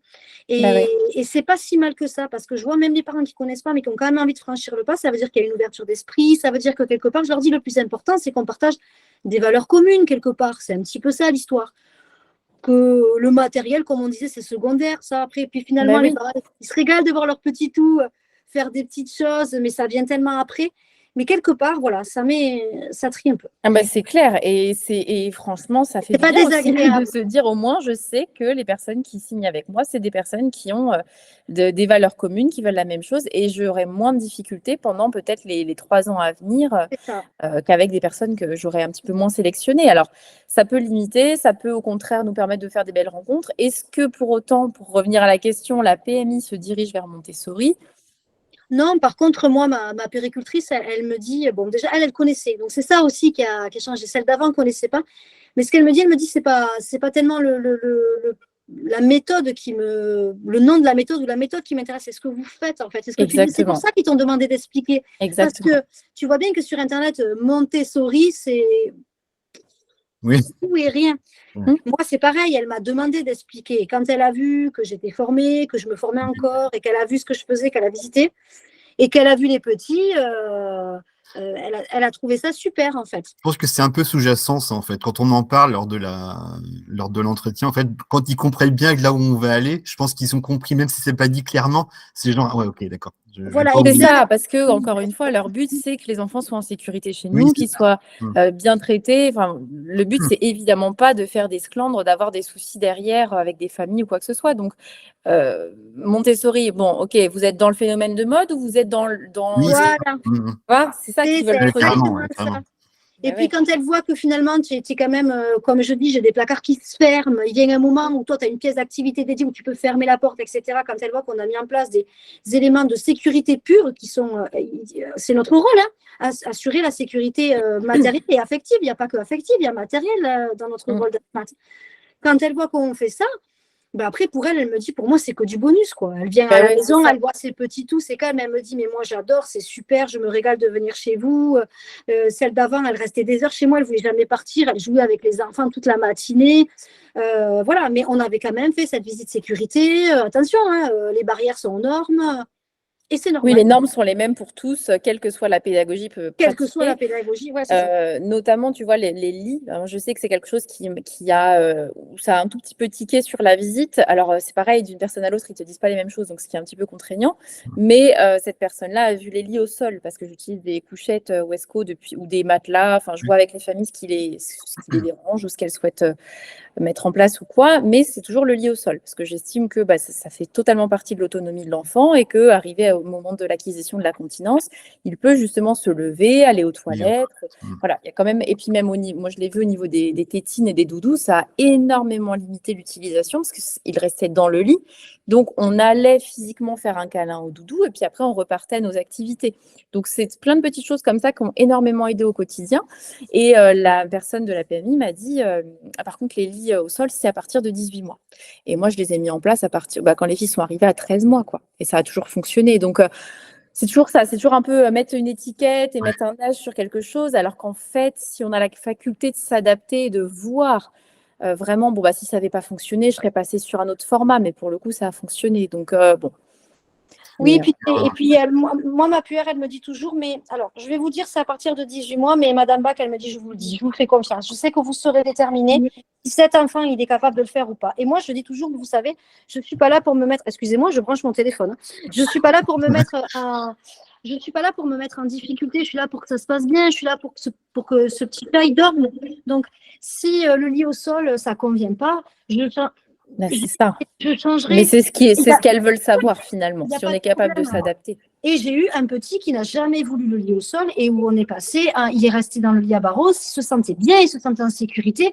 Mais pareil, certains curistes diront oui, mais le lit à barreaux. Mais alors, s'il se sent bien là-dedans, s'il est bien, il se réveillait, il m'appelait même pas, j'ouvrais, mais t'es réveillé? Oui, il était avec son Il y a des doudou. enfants que ça rassure d'avoir une Oui, limite aussi, une structure enveloppante autour d'eux. Donc, tout à fait. Et on est tous différents par rapport à ça. Et c'est pas parce que tu vas essayer d'amener la même sécurité à chacun que chacun va l'apprendre, l'accueillir pareil. Et bon, après, j'ai de la chance, j'ai une super puéricultrice avec qui on peut beaucoup discuter. Mais n'empêche qu'elle me le dit, hein, le lit, c'est 18 mois. Elle me dit, voilà, vous l'avez entendu quand même. C'est important. Et elle a raison. elle a fait Elle son a travail, raison. elle te l'a dit, elle a Et fait puis, son travail. il y a un moment donné, quand on va chez des tonnes de gens qui sont tellement différents, on est bien obligé d'avoir une norme. Bah oui. On ne peut pas faire croire que c'est pas possible. Non, si on était tous formés vraiment à la même chose et tous à 100% tous qualifiés de la même manière, ce serait facile, mais c'est pas le cas. On débute aussi. Quand j'ai débuté, ils étaient tous dans le lit à barreaux. Et avec le recul, j'ai bien fait. Est-ce que j'aurais géré des lits au sol comme aujourd'hui je peux gérer? C'est ça. Donc non, c'est très bien. Franchement, je trouve ça très bien. Très bien. Dernière question. Du coup, avez-vous des projets d'ici quelques années? Comment vous voyez d'ici quelques années? Vous voyez-vous toujours à SMAT? Voilà, votre état d'esprit d'ici quelques années, ce sera quoi, d'après vous? Si on se projette un petit peu. Écoute, alors moi j'ai eu forcément, je vois des annonces passer pour des écoles Montessori, des Oui. choses comme ça. Donc ça reste toujours dans un coin de ma tête parce que je me dis c'est quand même dommage d'avoir cette formation en 3-6 AMI et puis Et d'avoir oui, toutes les portes des écoles ouvertes et de c'est ne du classique jamais à la base quand même, oui, effectivement. voilà, de ne jamais y mettre les pieds. Mais c'est vrai que j'ai trouvé un tel confort de vie à être assistante maternelle. Et puis, j'ai aussi, du coup, une auto-entreprise en parallèle qui me permet de sortir, de faire des conférences, des ateliers, de faire tellement de choses en parallèle que tout ça, ça se complémente bien. Actuellement, Je me pose pas trop la question parce que ça me convient bien comme ça. Et puis, j'ai toujours dans un petit coin de ma tête de me dire, si on arrive à avoir notre petit bébé, ce que j'espère un jour, de pouvoir justement m'en occuper aussi, le garder dans ses premières années de vie, c'est quelque chose où j'étais absolument certaine, hein, même avant d'être asthmate, je me disais, je ferai au moins 1 an. J'ai toujours, ce truc des 1 an, ça m'a vraiment, c'était vraiment à l'étranger, c'est ça, hein, c'est 1 an dans beaucoup de pays. Donc, j'avais ça en tête et je me dis qu'asthmate, c'est quand même le meilleur métier pour pouvoir s'occuper de son enfant. Voilà, donc pour l'instant, je garde ça. J'ai quand même cette idée de me dire, si vraiment il y a une proposition un jour qui arrive dans quelques années, un truc, on ne sait jamais ce que la vie nous réserve et quelle porte va s'ouvrir, mais c'est vrai qu'asthmate, il y a quand même beaucoup, beaucoup de confort, que ce soit au niveau du salaire. On ne va pas se cacher, on peut quand même appliquer le salaire qu'on souhaite. Ça, c'est pas quand même donné à tout le monde. Au niveau de l'autonomie, comme tu disais, Diane, une fois la porte fermée, on fait ce qu'on veut de notre journée, hein, quand même. Au niveau de la relation qui se crée avec les enfants sur le long terme. Enfin, il y a tellement de qualité à ce métier que pour l'instant, c'est ça. D'accord. Et toi, Diane? Je sais pas trop. C'est vrai que c'est un métier qu'à la base, j'aurais souhaité arrêter il y a déjà quelques années, pour différentes raisons. Ce qui m'a fait rester. Alors, j'aime mon travail, hein, mais j'avais envie en fait de passer à autre chose. Ça fait quand même 13 ans que je suis asthmate et quand ça lui fait 10 ans, j'ai senti que j'avais besoin de passer à autre chose. Mais tout ce que j'ai tenté n'a pas marché. Aujourd'hui, comme tu dis, Elodie, après, le truc, c'est de peser le pour et le contre parce que ce travail, il m'amène une liberté énorme d'agir. J'aime mon travail au quotidien. Il m'amène une paye qui est confortable. En plus, je peux la choisir. Et moi, je suis sans tabou pour dire que je pense offrir un service de qualité. Donc, je demande aux parents de payer ce service de qualité. Salaire équivalent à la prestation. Ah, exactement. Je peux aussi, à force d'être connue et recommandée, je peux choisir à peu près mes horaires. Je ne suis plus comme au début dans des amplitudes de dingue. Donc, il y a quand même ce pour et ce contre qui se met dans la balance et qui, d'un côté, mon petit cœur, il a envie de continuer quand même parce que c'est un super métier, mais d'un autre côté, j'ai envie aussi de passer à autre chose. Donc, c'est très compliqué. Pour le moment, de toute façon, j'ai les études de mes enfants, donc j'ai décidé que je continuais. Donc, je le fais avec plaisir. Je continue vraiment à le faire. Mais j'ai aussi ma boutique, moi, en parallèle, donc je ne m'ennuie pas. Là, d'ailleurs, après, je vais aller travailler. J'ai la boutique de support pédagogique en bois, et puis maintenant, on essaie de faire un petit peu plus. Et normalement, à partir d'avril-mai, je vais commencer aussi des ateliers, parce qu'on m'a réclamé des ateliers auprès des asthmates. Donc voilà. Moi, ce ne sera pas des trucs hyper... ce sera le samedi, par exemple. Ce ne sera pas pour gagner ma vie. Mais ce sera, comme tu dis, Elodie, sortir de la maison. Ouais, c'est des expériences, hein, c'est très enrichissant, toujours. Voilà. Et du coup, peut-être que de faire ça aussi, en plus, de plus sortir pour la maison, peut-être que ça va me donner envie de continuer encore plus d'être asthmate, finalement, parce que je vais retrouver autre chose ailleurs. C'est sûr.